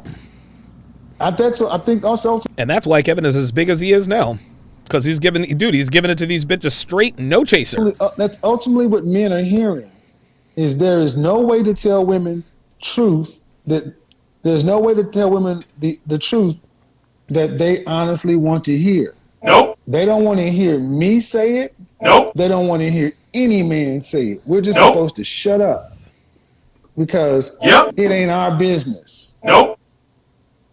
Okay. Well, how that's supposed to work? Hello. Oh, hi, how boy. are you? And away we go. Now, why did I already give her a buzzer strike? Well, look at her. She's overweight. That's already, I mean, honestly, at this point, there's really nothing more to say. If you're overweight, your options are severely limited. But for the sake of entertainment and this woman's delusion, let's keep going. I'm fine. How are you? Have you been on here before? Not quite, no. Okay. Not quite? Okay. So, how old are you? Do you see how women do that? Have you been on here before? Not quite. No. No, it's either a yes or no question. I can't stand people who just don't answer yes or no questions. Have you been on here before, yes or no? What does not quite mean? What exactly does not quite mean? Definite G says Big Shirley. Yeah, it does look like Big Shirley. I'm 29. And ma'am, how old are you? I'm 34. Okay, so 29. Your first initial? D. And 34. Your first initial? A. Okay. Okay, so he's D, trying to why give don't them. your friends So he's trying to give them a little bit of anonymity. Trying to give them a little bit of anonymity. I get it. like this channel? Why don't they? I don't really have any friends that don't disagree with you. A lot of my friends really agree with you, and they're kind of excited that I'm talking to you. I've been wanting to talk to you and ask you some questions. Ask you some questions. Okay. Hold on, man. What? And yours is T? The other lady, 34? I'm A. Hey, Amber, why don't your friends like me? Man, I'm so glad you asked. My friends don't like you. My married friends, they don't like you because I guess the situations that they're in with their husband, they feel like it's not all that black and white. And then my single friends, you know, kind of like what the other lady said, it's just too harsh. It's how he come off. He doesn't talk about the other men, but He doesn't talk about other men. Dude, there are television shows, movies, Gillette commercials doing nothing but bashing men.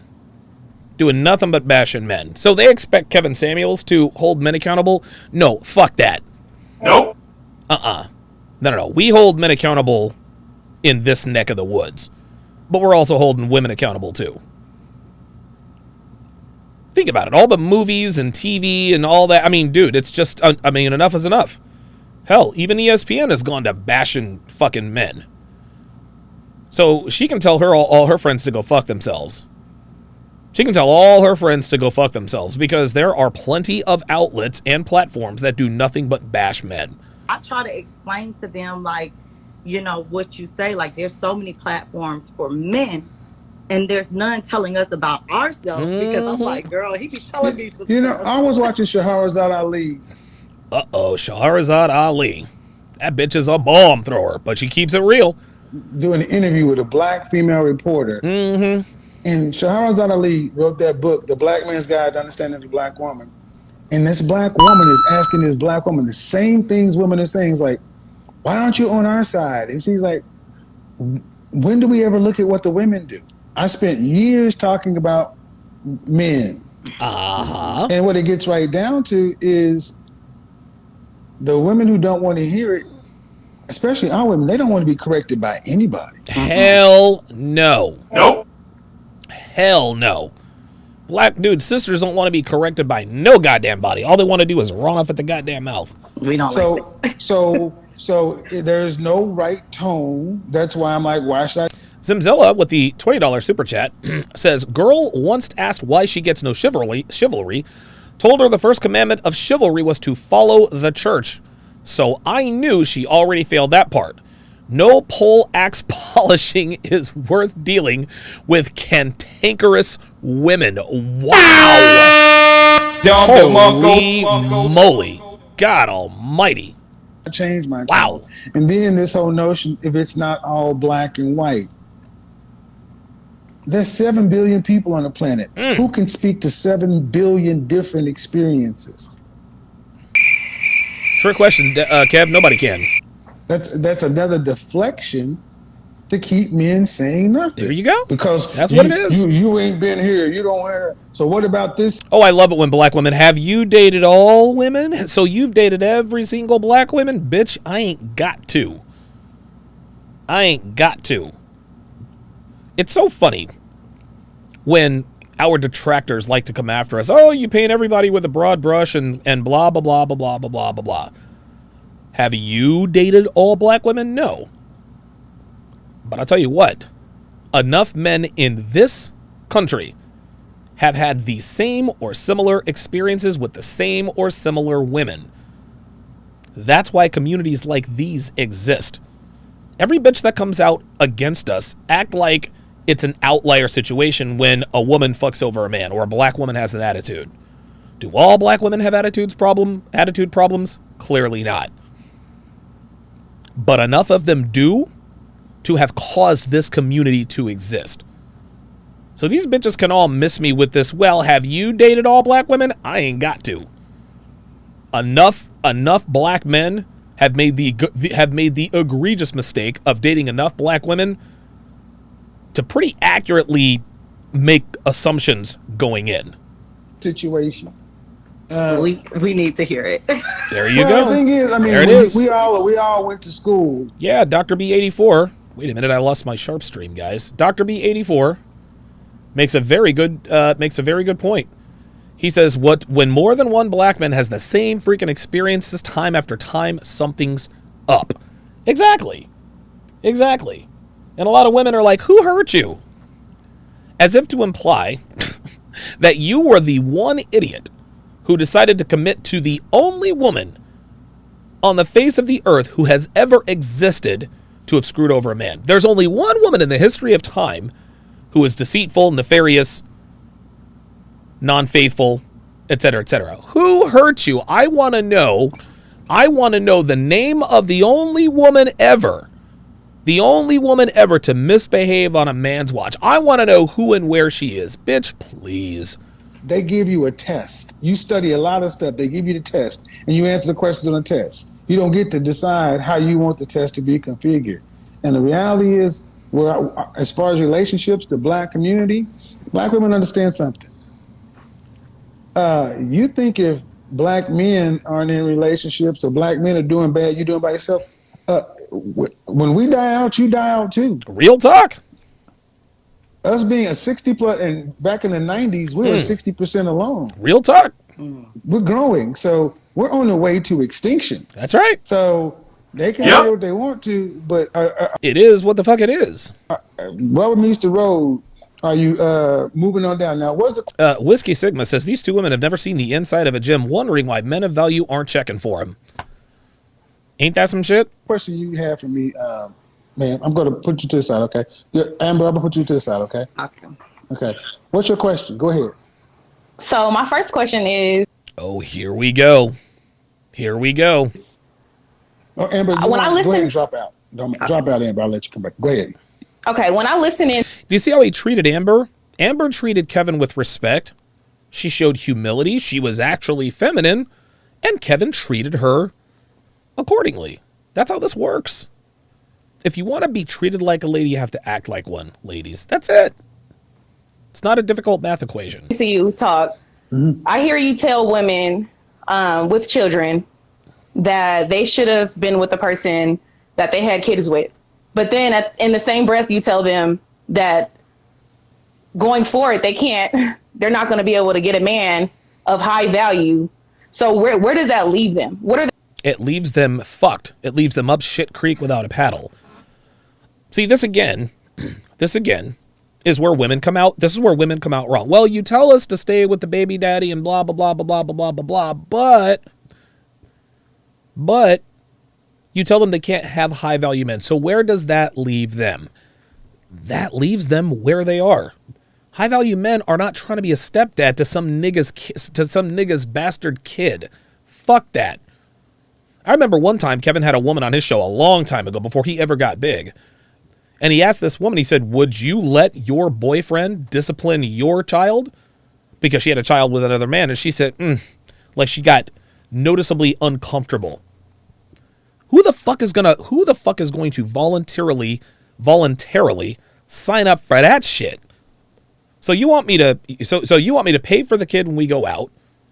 Because you know his dad ain't shit. So you want me to defer to you? So you want me to be in charge of everything except for your kid, who can get all out of pocket? No, sorry, nope, fuck that. What they supposed to do now in this situation? So what you're saying is, I tell women they should have stayed with their baby daddy. No, that the person they had their kid with is who they should have been married with. That is the baby daddy. Which is their child's father, their baby daddy. Yes. Yeah. Okay, did you guys hear what just happened? Let me rewind that. Let me rewind that because this is not a small deal. Stay Just with listen. their baby daddy. No, high Just listen. value. So where does that leave them? What are they supposed to do now in this situation? So what you're saying is, I tell women they should have stayed with their baby daddy. No, that the person they had their kid with is who they should have been married with. Which is their child's father, their baby daddy. Yes. Yes. Do you guys see what just happened there? Do you guys see what just happened here?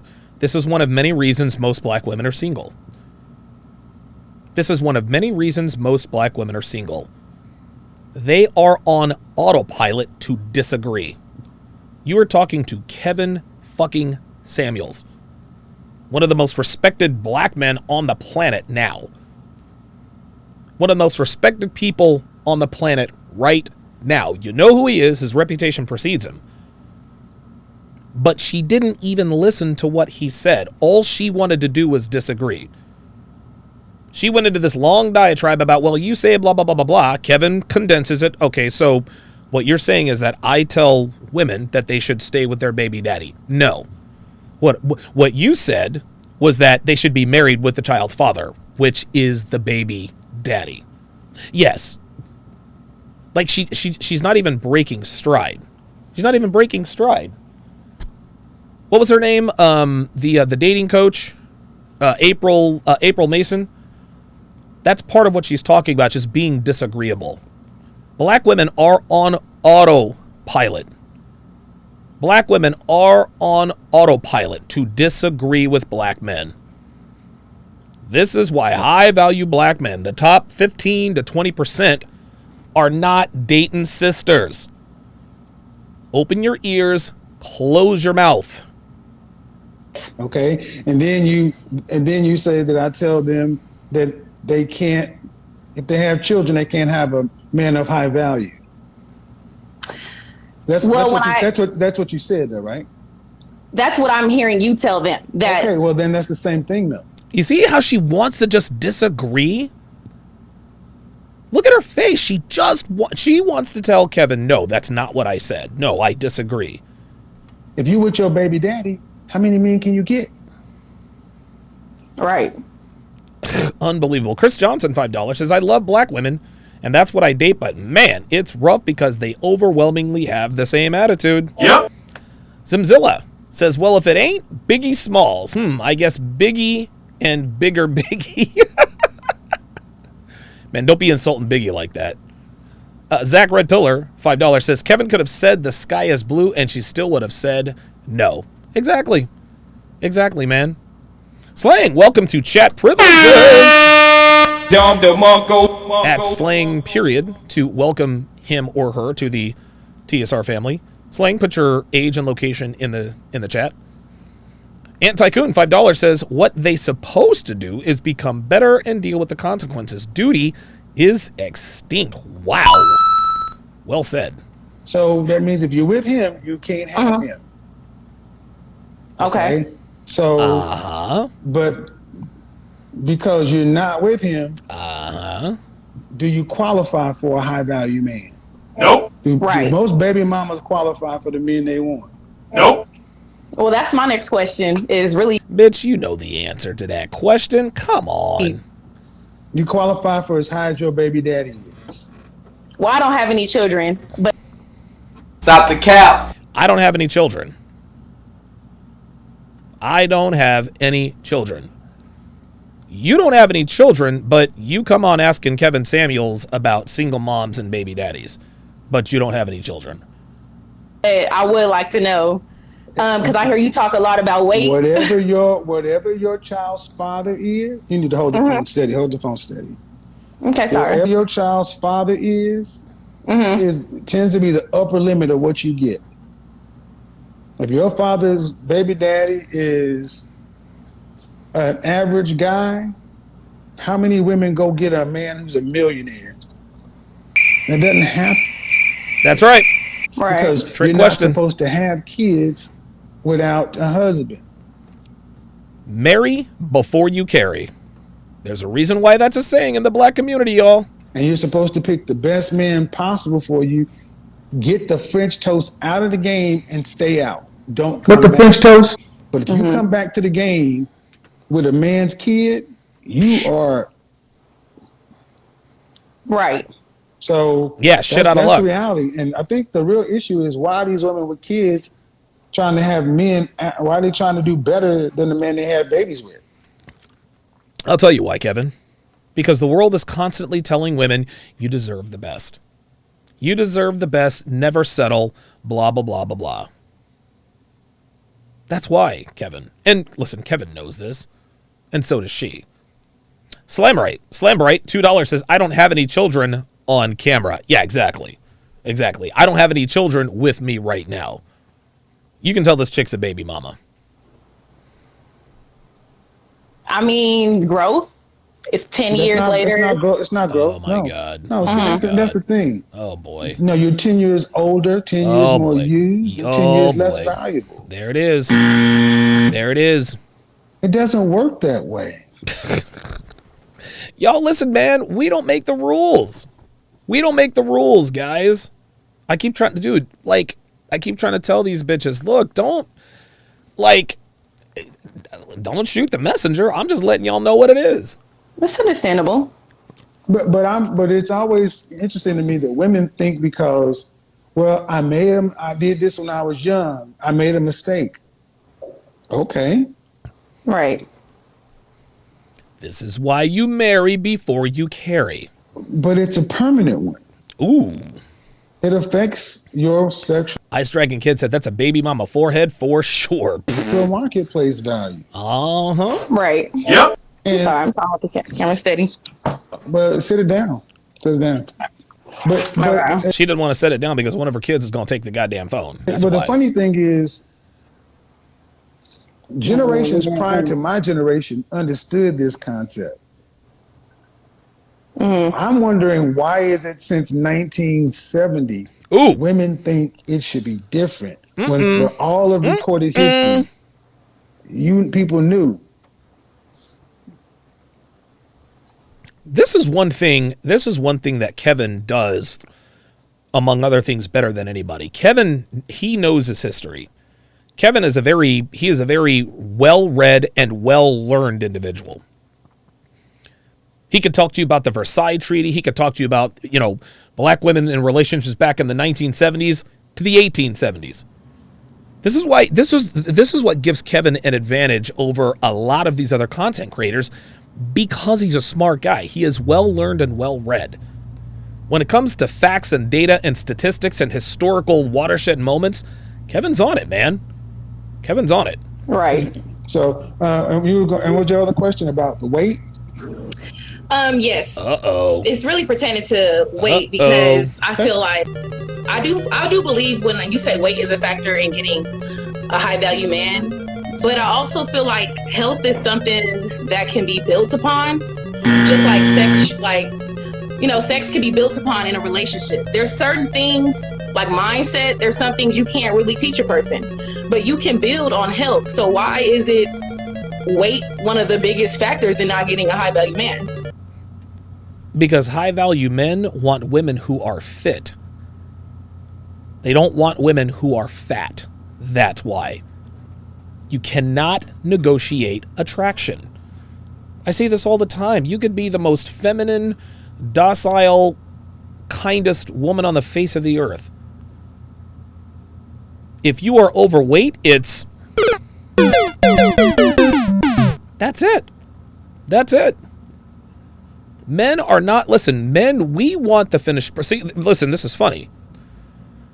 Because a lot of guys like to complain about the fact that women don't want to build with a man. They like to stand at the finish line and fuck the winners. I'm not mad at that. Women want the finished product. And if they have the sexual market value to dictate those terms, then goddamn it, wait at the finish line and have your pick of the winners. There's nothing wrong with that. By the same token, any man with a modicum of value, we don't want to date chicks who are on their weight loss journey. No. We want to date chicks who are fit, not chicks who are on their way to getting fit. Not only that, if you start dating a woman who is overweight and she loses the weight and she gets fit, It is a mathematical inevitability. It is a mathematical certainty that she is going to leave you. The first reason she'll leave you is that she'll have better options than you. The second reason she'll leave you is that you'll become less attractive to her as a result of, number one, those other options. But the third reason she'll leave you is because you committed to a fat chick. And if you commit to a woman who is overweight, in that woman's mind, what's wrong with him if he committed to a woman who's overweight? But Donovan, she was that overweight woman. That makes not a goddamn bit of difference. Makes not a damn bit of difference. In a woman's mind, she's subconsciously thinking to herself, okay, I'm glad that he committed to me because I didn't want to be alone, but now that I think about it, why did he commit to me when I was fat? Why did he commit to me when I was on my quote-unquote weight loss journey? Go and read. Dude, there are all kinds of articles. I actually did a podcast on this, I don't know, probably about a year ago, about women who get this bariatric weight loss surgery. They almost always end up leaving their husbands. Why? Because they have more options. That's why. Not only that, they've lost respect for the men that's committed to or stayed committed to them. In a woman's mind, okay, he was thin when he got me, but then I got fat. He didn't leave me. There's something wrong with him. This is how women think. Even if they're the ones who are overweight, if you commit to an overweight woman, even that overweight woman will not have respect for you. She might love you to death. She might be thankful as all get out that you are rescuing her from being a single overweight female. But when and if she ever loses that weight, listen, man, start the countdown until she is up out of there. Period. Zimzilla $10 says, if you're overweight, then you ain't getting some built man. Maybe if you go over to Japan and start throwing your weight around, then maybe Ultraman won't notice you. Slam Bright, another $5 super chat. High value men. I could have this 23-year-old 10, or I could pick this heavy woman with kids from Scrubs and, quote, grow with her. Nope. Dime piece, please. Yeah, exactly. Lord Sinister 707, $5 says, why is weight important? For the same reason why height is important to women. There you go. Because they don't have to. Let's rewind that. So listen. Why is it weight one of the biggest factors in not getting a high value man? Because they don't have to. Nope. Facts are stubborn things, aren't they? The argument you're making is an argument that benefits women who are already overweight. Ooh, god damn. If there are 100... Hold up. I missed it. You can women out there, and 99 of them are in the weight range he wants. Why should he go get the one that's 200 some odd pounds? Oops. I mean, what if she a cool girl? What if she has things going? She can doesn't matter. Offer him things. So what? Yep, there it is. So what if she's a cool girl? Hey, if she's a cool girl, hey, more power to you, girl. You're not getting my sausage. Look, you could be the coolest chick ever. If you're overweight, it's game over. Men that have any value ain't looking in your direction. They're just not. See, I'm going to say the weight argument. You know what? Money is something that can be built upon. Why not get a man who's straight out of high school? There it is. Right. Do women pick men like that? Nope. Do men? For the most part, no. For the most part, no. See, here we go. She can never just say no. She's always got to qualify it. Women pick men who are already not what they want, and then choose to go do work to get him to the baseline of what they want. Right. No, the answer is no, sweetheart. This is exactly the point that I made. And again, I don't blame women. At all for wanting the finished product. But don't then bitch and moan that we're not trying to date chicks on their weight loss journey. Why do women think men should do that? I'm asking. I'm serious. I'm really trying to understand, because I hear this often, that it's something like it's no big deal. Right. Like it's something we could do together. Shit. The weight loss? Yeah, your head is cut off. Oh, sorry. I'm trying to get it right. Yeah, why do you feel like it's something that can be built on? This is something she tells herself so that she can sleep at night, Kevin. That's all this is. Knees Duts, $5, says, men want Chun-Li, not He Honda, with Thunderhawk's face. Hold up. Where's my Hadouken? Ah, damn, my Hadouken disappeared. You win. Perfect. I don't want to say I feel like it's something that can be built on, but I That's literally what you just said. don't feel like it should be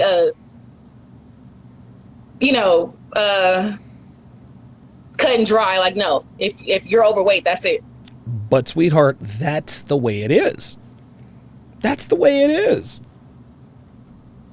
That's the way it is, man. Overweight women are invisible to high-value men. They just are. Like life ain't fair, sweetie. Show me the Middle Eastern or Asian men who choose overweight women. Oops. Uh-oh. Mm-hmm. Show me the majority of white men who choose overweight women. Okay, I mean, so I'm working on it. I'll tell you that. Okay, you're working on it? Great. Come back and see me when you're 120 pounds. I'm in the process of losing weight because I do feel like outside of that, I deserve a high value man. Oh, my God. Oh, wait a minute. Wait. Hold up. Say what? Okay, I mean, so I'm working on it. I'll tell you that. I'm in the process of losing weight because I do feel like outside of that, I deserve a high value man.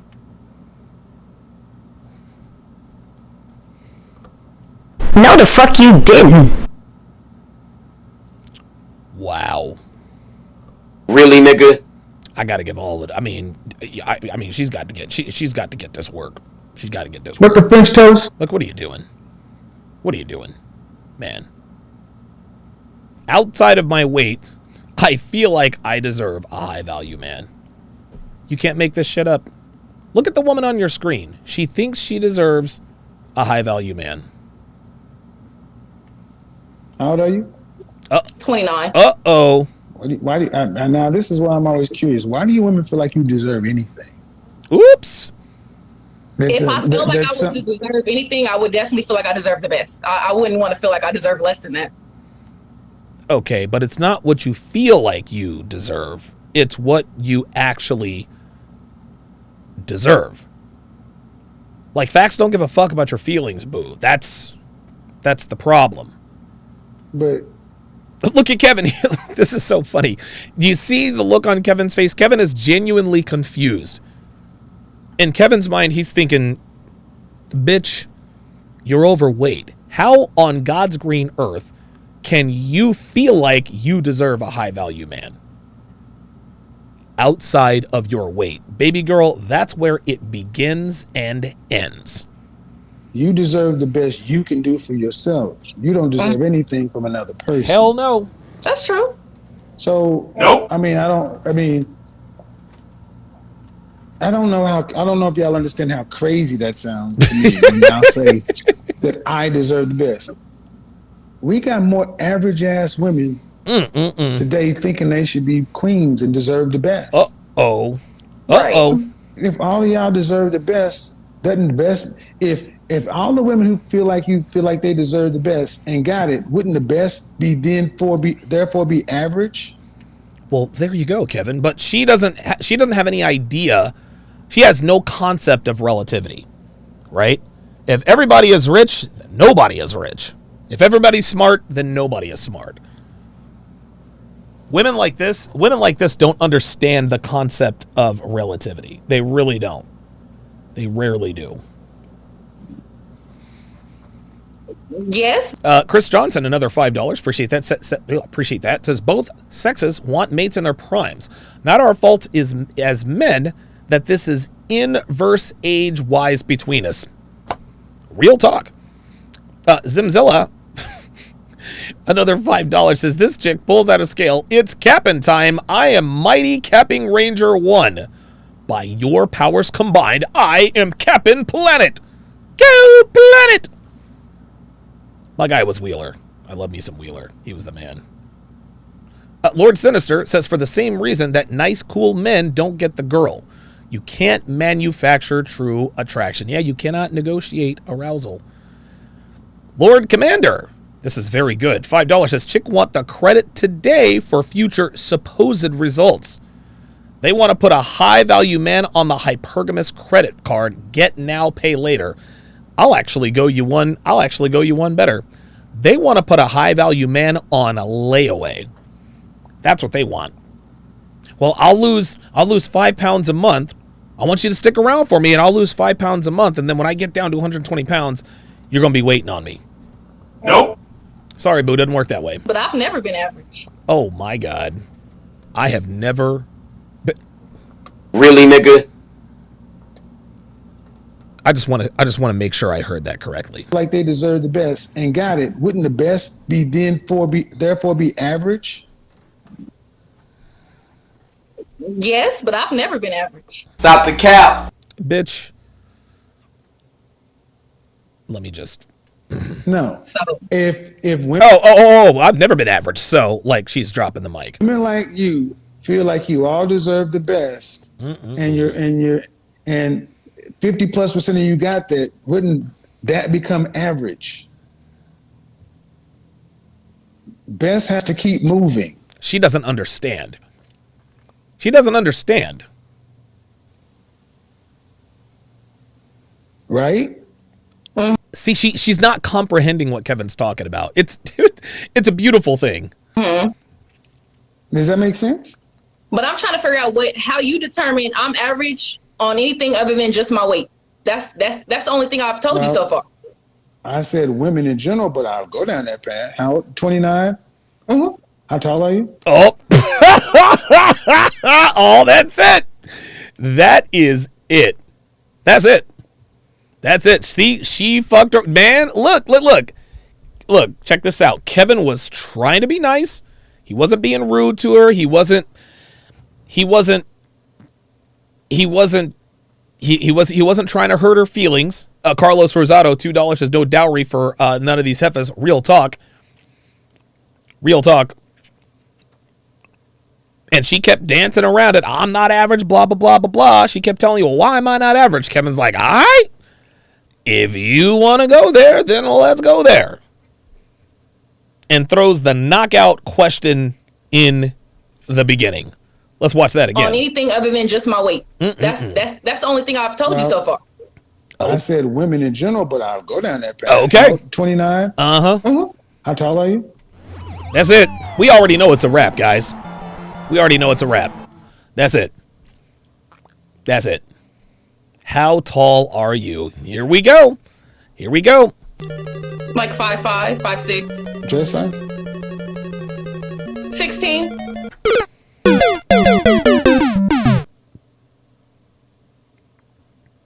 $5'5". Dress size 16. Dress size 16. 1-6.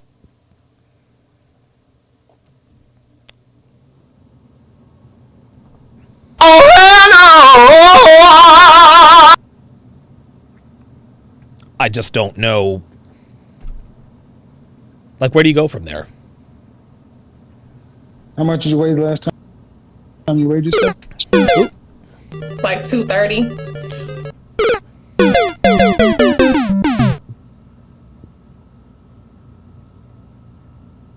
That's it.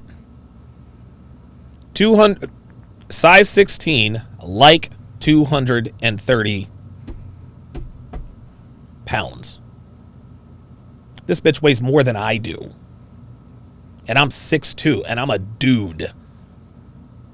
Oh, God. This is bad. Listen, she asked for it.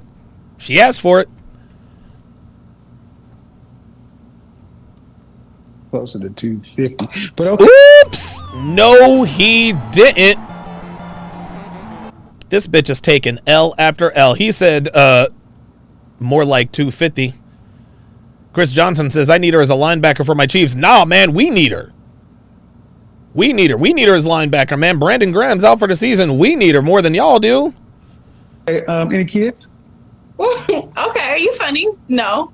No, I Stop the cap. Oh, okay, you funny. Oh, so she thinks it's actually funny that he suggests that she's probably closer to 250. The three numbers that women reduce the most when asked directly, their age, their weight, their body count. This woman is every bit of 265 pounds. Let's just keep it a stack. But Kevin said, all right, we'll let that go. Image consultant. So I mean that 16, 5'5", that's close to 250, but no kids. Okay. Did you go to college? Yes. Bachelor's, master's. I started the master's program. I didn't finish. So bachelor's, yeah. Bachelor's in what? Social studies.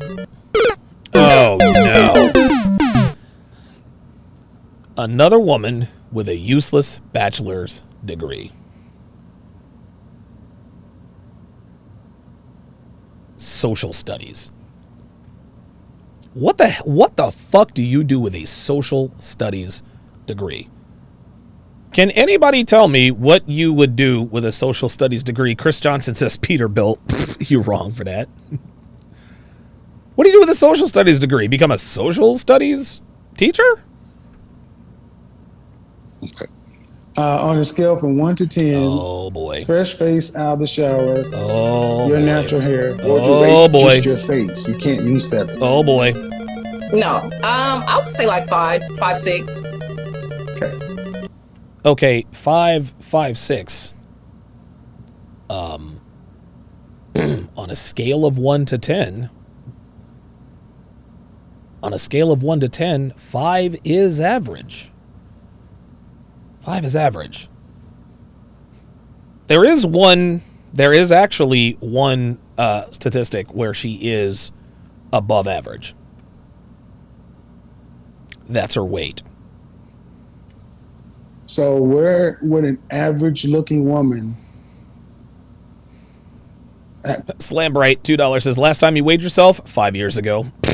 5 is average. Mm-hmm. Why would you be more than that? Because your looks are average. Well, because she manifests it, Kevin. She speaks. She speaks truth. She speaks it into existence. If I just believe, if I speak it, if I visualize it, it will be.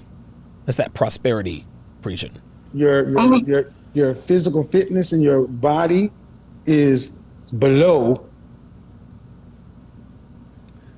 your...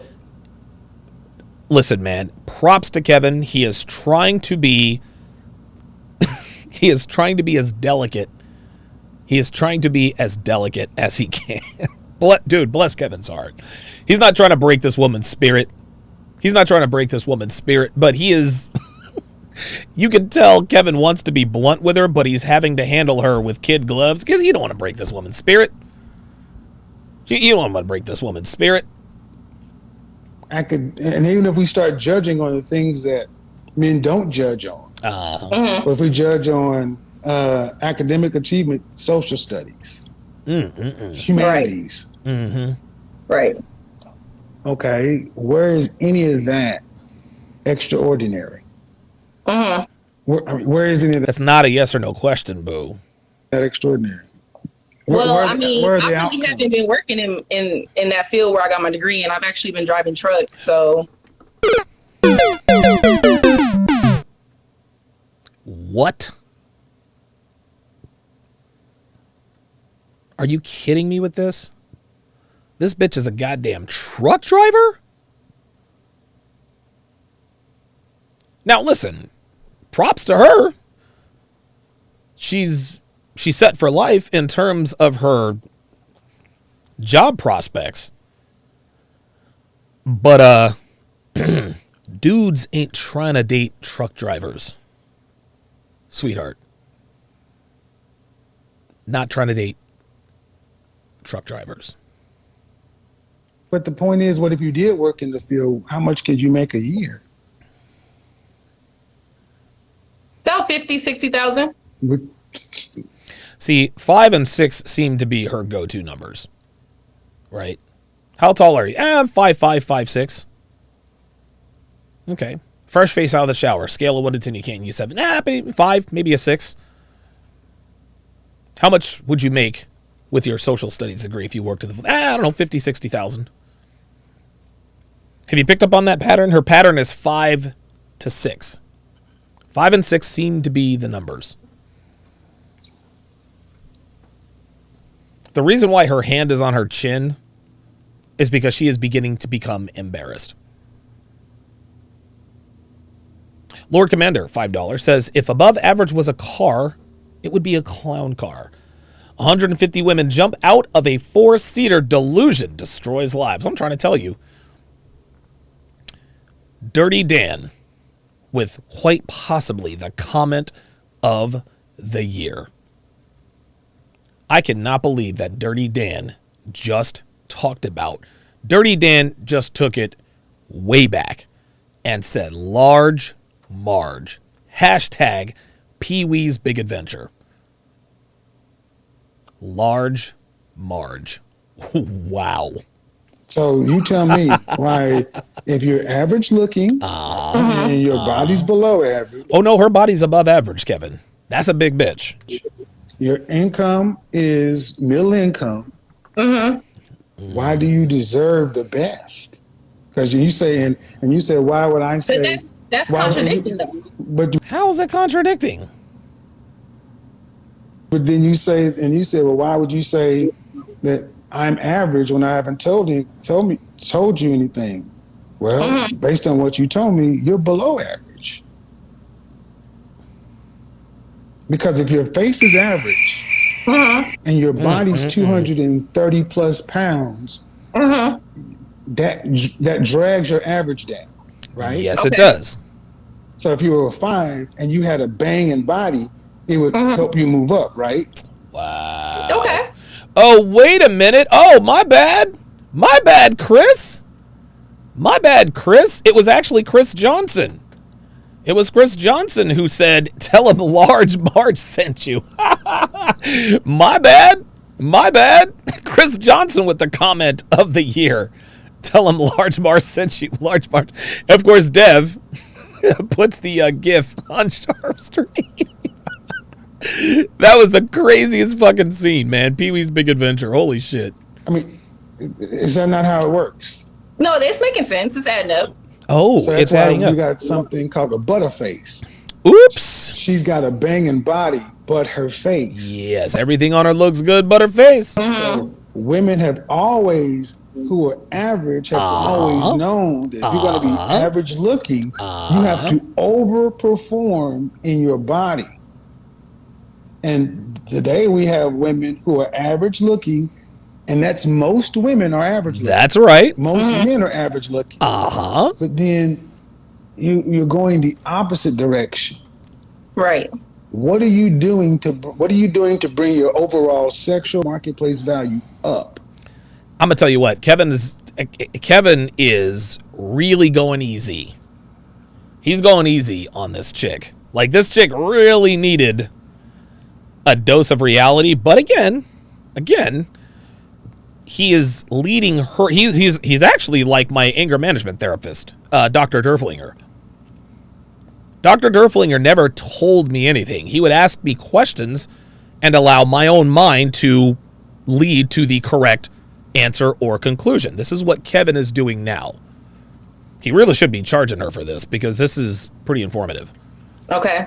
I'm asking you to the level. She's still not listening. Where you say you are. Well, I have been working out, so I will say that much. Stop the cap. Anybody can say anything. I have been working out, right? By the way, I deadlifted this morning. And I'm really beginning to get my gym lugs back, so it won't be long. I got a personal trainer. I've been working on that. Stop the cap. If you're a truck driver, how can you hire a personal trainer? Like, what are we doing? It's, for one, I don't really want it just be for a man. I really want it for myself because. Oh my God. Stop the cap. No. Women don't lose weight for themselves. They lose weight for men. Is important. I've definitely been working on making over 100,000. I've gotten very close. I'm not there yet, but I'm definitely working to make over 100,000 a year. Yeah, but we don't give a damn about that. I don't care. Listen, check this out. Like, I don't give a damn about how much you make. Dude, Myron and Fresh say this all the time. A billionaire will date a girl who works at McDonald's or at Burger King if she's hot enough. We don't care how much money you make. Like, get that through your thick skulls, ladies. And so, yeah, those are some of the things I've been working on. Oh, well, then in that case, just go ahead and go to the backyard and pick you a man off the high-value tree. Oh, excellent. Okay, good. So you've been working out. You almost made $100,000 a year. Well, go out and get you a high-value man. Then you qualify. So, from what I'm hearing, you hired a personal trainer. Yes. Stop the cap. You can't count that. Nope. Men look at outcomes, not possibilities. Nope. Okay. Just like women don't judge a builder, they judge on what's there. There you go. That's it, guys. I talked about this earlier in this breakdown.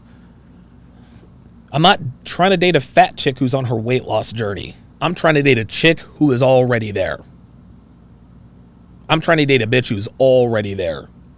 Women ain't trying to date men who are building their company. No, they want the man who has the company built. And just because you say you hired a personal trainer doesn't necessarily mean you've actually hired a personal trainer. Like, let's just, like, really? Stop the cap. Come on. Where can a woman increase her money to make her look better? If earning money made you more attractive, why aren't women who are millionaires with high value men?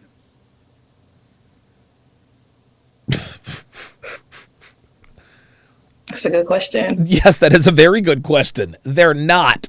Because it doesn't matter. There you go, right, man. So your $100,000 a year, even if I gave it to you, does not increase your sexual marketplace value at all. Nope. Okay. But I pretty much have to get my looks above average, lose But you can't. You can't. You have the face you have. That's it. That's true. But if I lose weight, like you said, it'll bring me up some. But no, it'll bring you up some, yes. But when was the last time you were consistently a dress size 6? I don't think I've ever been a dress size 6. Wow. Oh my God. That's it. She has never been a dress size 6. Holy shit. You didn't go to bed as a child and wake up the size you are. You may not remember. So that tells me is it's been so long since you were a healthy female normal weight that you don't even remember at 29. Okay. When was the last time your physical frame was 120 pounds, 125 pounds for your height? Because women tend to stop growing vertically at around 12 years old, 12 to 14. Oh boy. I can't remember. I'm not even going to sit here and try to make a number. That's because it's never happened. All right. So even if you were to lose weight, you've had most of your life being overweight. There it is. Right. Let's just say that she were to get all the way down. If she were to lose 100 pounds, guys, guess what? She's 29. She's going to, dude, her skin is all stretched out. Her skin is not just going to automatically shrink back to what it was. No, her skin has been stretched since, Jeremiah Francis, since the 4th grade. Exactly. This woman has been big her whole life. You watch the show, My 600-Pound Life. That shit's disgusting. Ugh. These people are fat from the time they're kids because they have irresponsible parents. When they lose the weight, man, like they have all of this loose skin. And even if you get the surgery to take off that loose skin, you look like fucking Frankenstein. Listen, that's the reality. That's the reality. Tell men, if you need to look at her 5-year average, and your 5-year average has been dress size 16. That means it's going to only get bigger. That means, okay. This right here is reality setting in. Do you see this? This is reality setting in. That means you and every other woman, it's only going to get bigger. At best, it's going to maintain. Ooh. Oh, my God. Look, and she agreed. She will be a size 16 at best. Most I mean, people, I can see your perspective. I don't agree, but I can see it. Oh, your perspective. You know, I love it when women try to disqualify. Women try to disqualify people's talking points by calling it, well, that's your opinion. That's your perspective. No, bitch. These are the facts.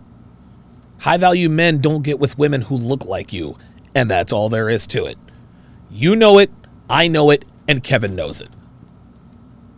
Well, that's your perspective. Listen, you can try to disqualify that by telling me that that's his perspective, which means that that's not the universal truth. Fine. Fine. Go on and lose that weight, girl.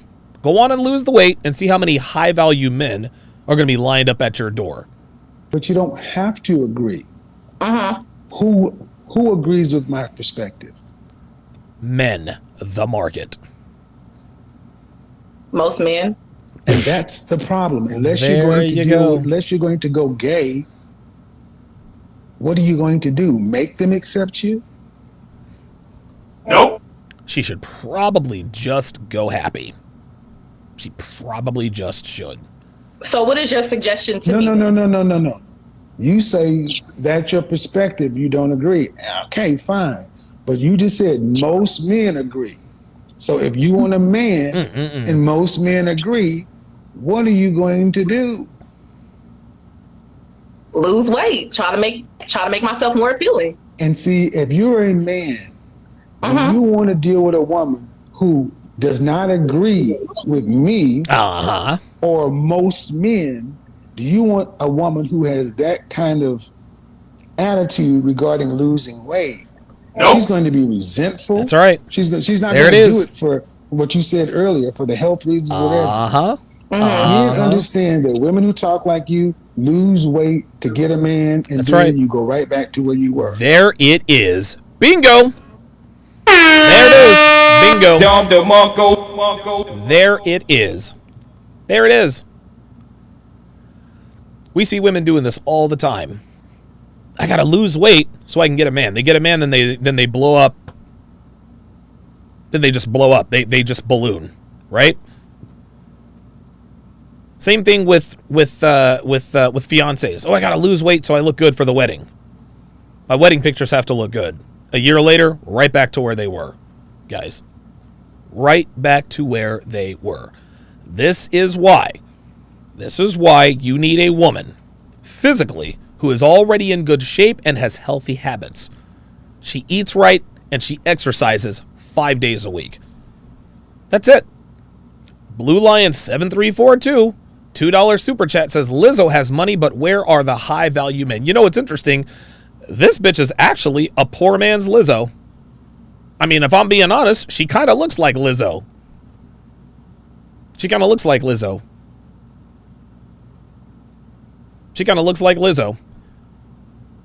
Lizzo, what's her net worth? $50 million? Guess what? She got no man. Ain't nobody trying to smash Lizzo. Ain't nobody trying to fuck with Lizzo. Why? Because Lizzo is morbidly obese. That's why.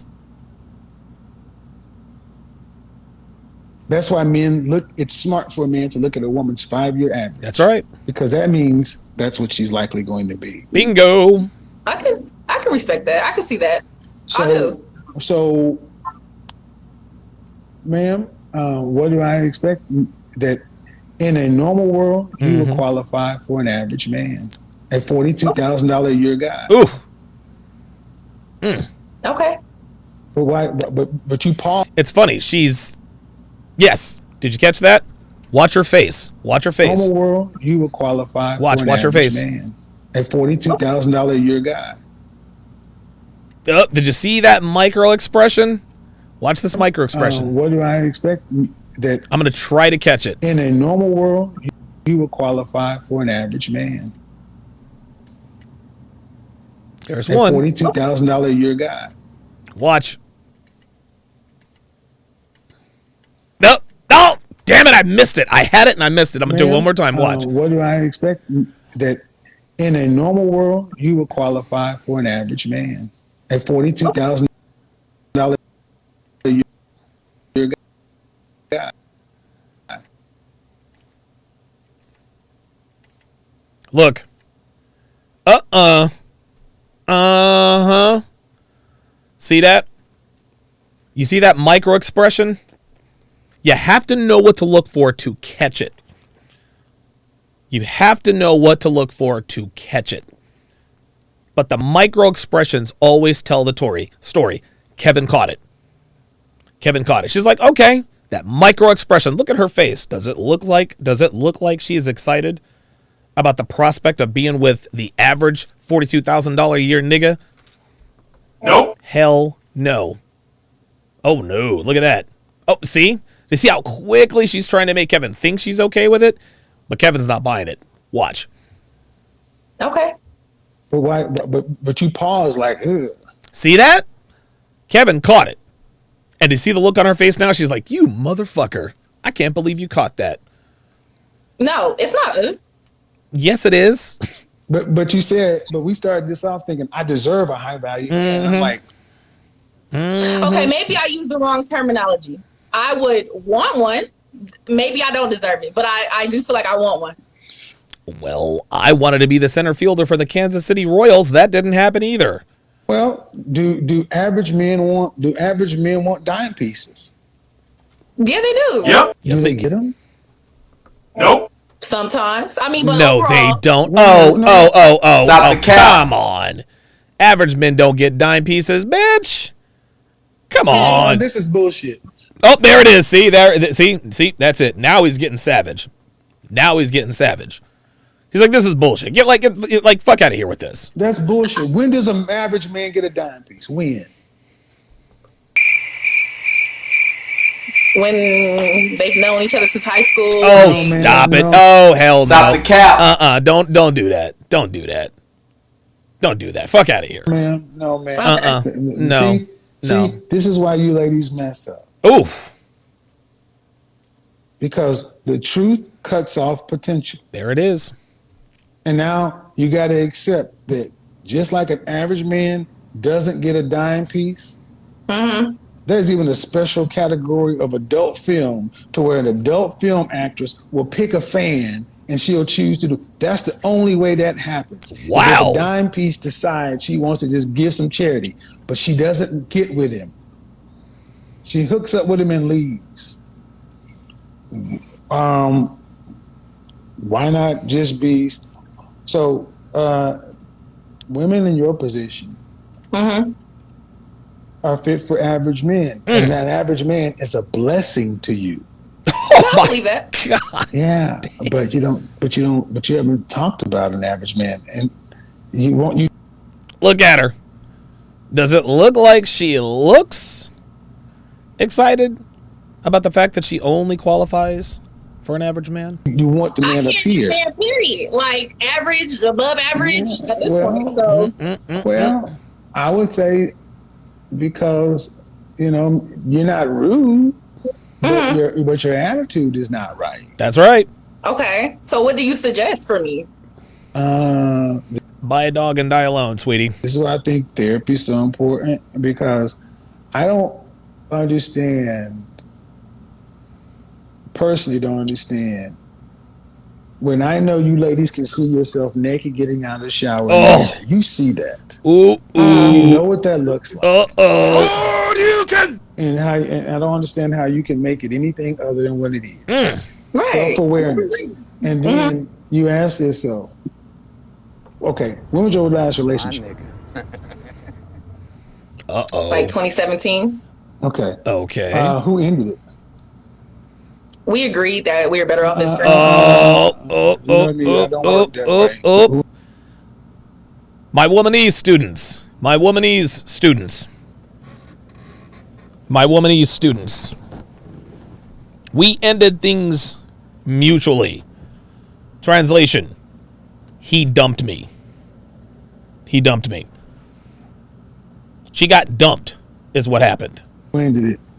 You know me, I don't work that way. Come on now. I would say me because he was talking to another woman. I would say me because he was talking to another woman. No, he dumped you because he was fucking another woman. Because you are, well, you. Okay. So 2017, how long did it last? Almost a year. And what was the one before that?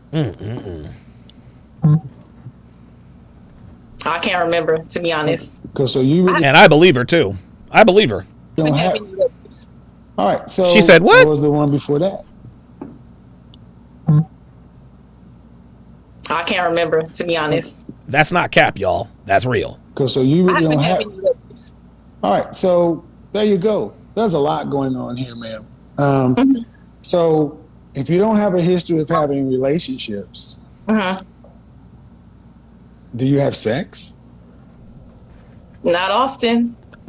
I believe that too. Then there's a whole lot going on. Okay. I mean, just a whole lot. I mean, because, and I don't really want to get into it here. Book a session. That's what you really need to do, because if you don't date. So let's read. And this is and I'm doing this because this is beginning to happen with more women. More women are starting to understand that it's like in the last 2 years, it's like dating has dropped off the cliff. There you go. Women are like, why aren't men approaching? Why aren't men doing this? Women can't even give it away anymore. Nope. Because sure can't. Guys don't want to deal with women who don't really focus on who we are as men and what we want. Most of you ladies want us. Well, that and they're grossly overweight. That's why dudes ain't checking for these bitches. To be your girlfriends. Y'all don't study us. Y'all don't do any of that kind of stuff. But you want to know who does study us? You want to know who does study us? Becky, Marisol, Mylene, and Jamila.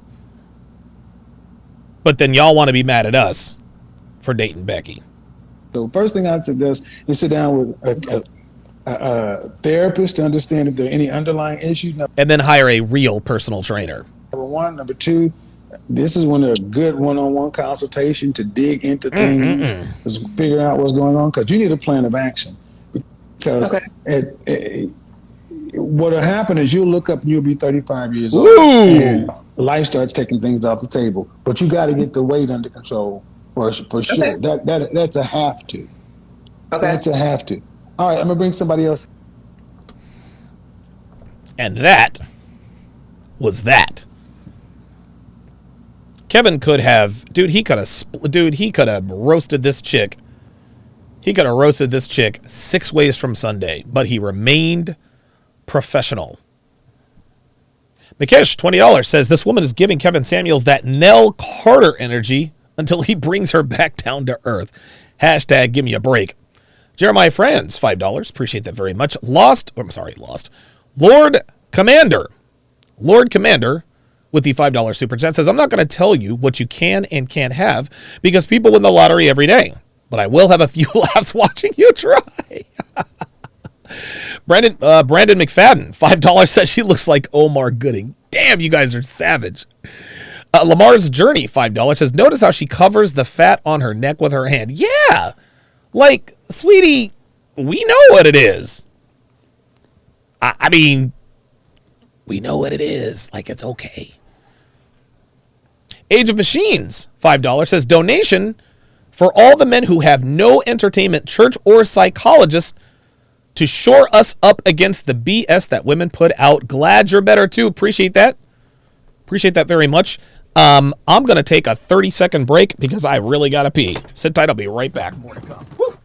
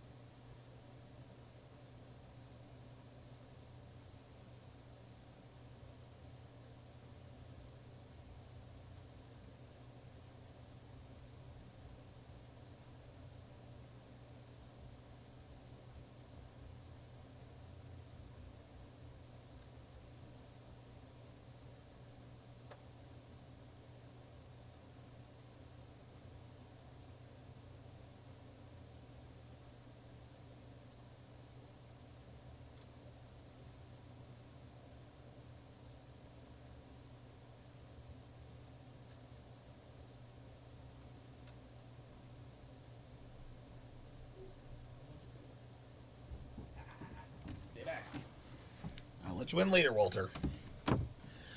Woo! Much better. Much better. Holy cannoli. All right. Okay. Let's keep the party going, guys. We are going to break down Too Hot to Handle. I'm actually feeling much better. Headache is completely gone. Give me a second here. Come on.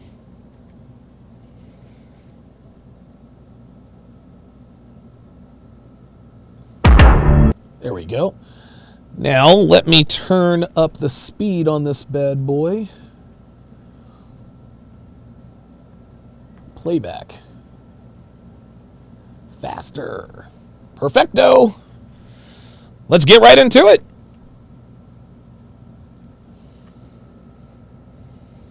Or nah.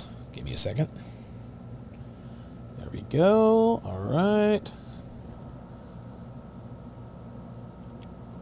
All right. Like,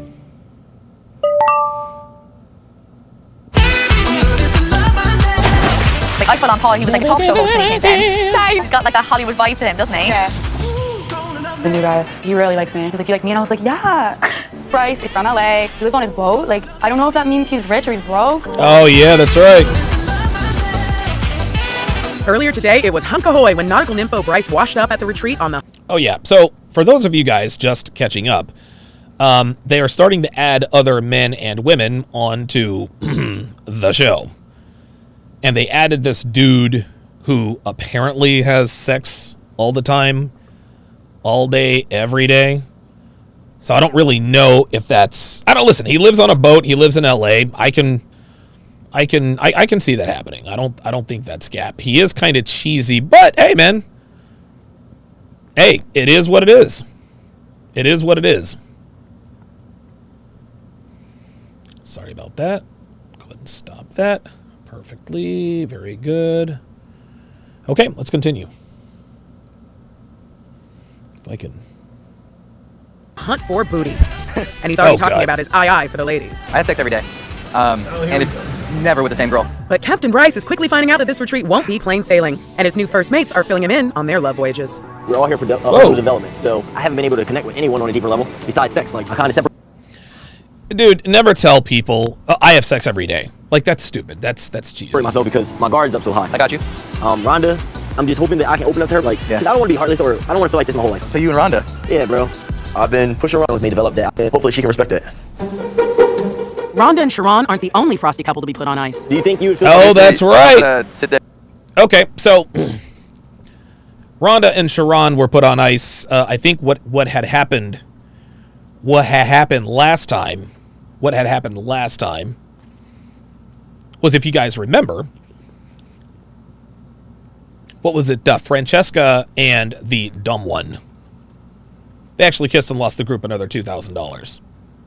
And cut her out. I would hate to leave here and know that we only gave it one shot. Me and Francesca said that we're starting back at square one, but I kind of want to be more than just best friends. Obviously, she's going to come back to the stallion. That's it. Yes, there we go. There we go. And again, no matter what happens between Harry and Francesca, if I'm not mistaken, I think they had already made up, didn't they? It's in front of you.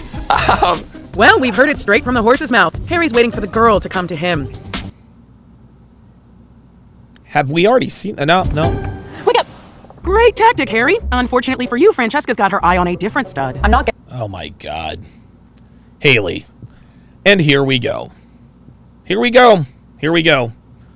So Francesca has kissed Harry, lost the group 3,000. She kissed Haley, lost the group 3,000.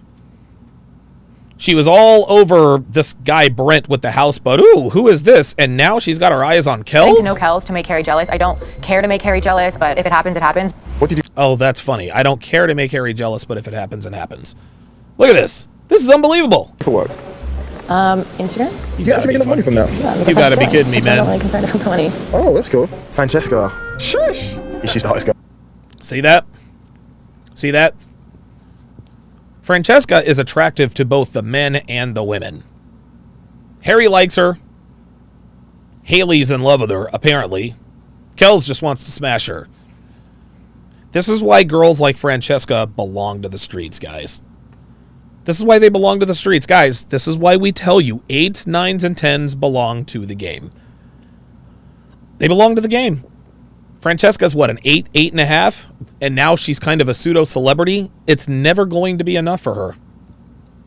It seemed that she really did genuinely like Harry. But of course, because Harry, quote-unquote, threw her under the bus. Give me a second. Because Harry threw her under the bus, she calls herself feeling some type of way. And so now all of a sudden she's all over Kells. Well, if it makes Harry jealous, it makes him jealous. If it happens, it happens. That's a bunch of bullshit, man. That's a bunch of bullshit. This is her. This is her playing games as usual. Let me make sure. Relationship lessons for these guys as we reach our halfway point. This is going to be a good workshop. Temptation. Price's first night. Is this just To really stand out. From bangers, I would say, which probably Blessing and that's love. Like, you just want it. Right. You're like mentally on the side of music that been fan. Russell Brand? Wait, what? What else to do? All his best lunch. Nothing's happened. Definitely felt like more. However, for the duration. Rule break. Okay, well, apparently I didn't start this in the right spot. So I'm going to go ahead and end this now because this is very, very unorganized. However, if you want to watch this breakdown from the beginning in real speed instead of me having to speed it up 150% to stay away from the bots, download the Sharpe Stream app. Download the Sharpe Stream app. Go to sharpestream.com. Go to sharpestream.com. You can download it on either Android or iOS. Sharpestream.com. You don't have to go to the. It'll have all the links there. It'll have all the links and everything in between. Yeah. Again, guys. Understand that when I do play this stuff on YouTube, I've taken the precautions to keep me out of trouble. So. I know you guys are trying to look out for me, and I appreciate that, but trust me, I've got that all covered. So thank you guys very much for tuning in to this, the 800th edition of TSR Live, your daily dose of toxic masculinity. Don't forget, my new ebook. Actually, let me take this out. My new ebook, 14 questions. 14 questions she'll ask you on the first date and how to correctly respond, drops tomorrow at 10 a.m. Eastern, 7 a.m. Pacific. 10 a.m. Eastern, 7 a.m. Pacific. If you want it the second it drops, go to donovansharpe.com/newsletter, plug in your very best email, and at 10 o'clock a.m. sharp tomorrow, the book will be yours. Thank you guys all very much for joining. There we go. So that's going to do it for this edition of TSR Live. Thank you guys very much for making this the 800th episode. This is actually a really, really good one. So thank you guys for all your support over the years. I'll see you on Sharpe Stream.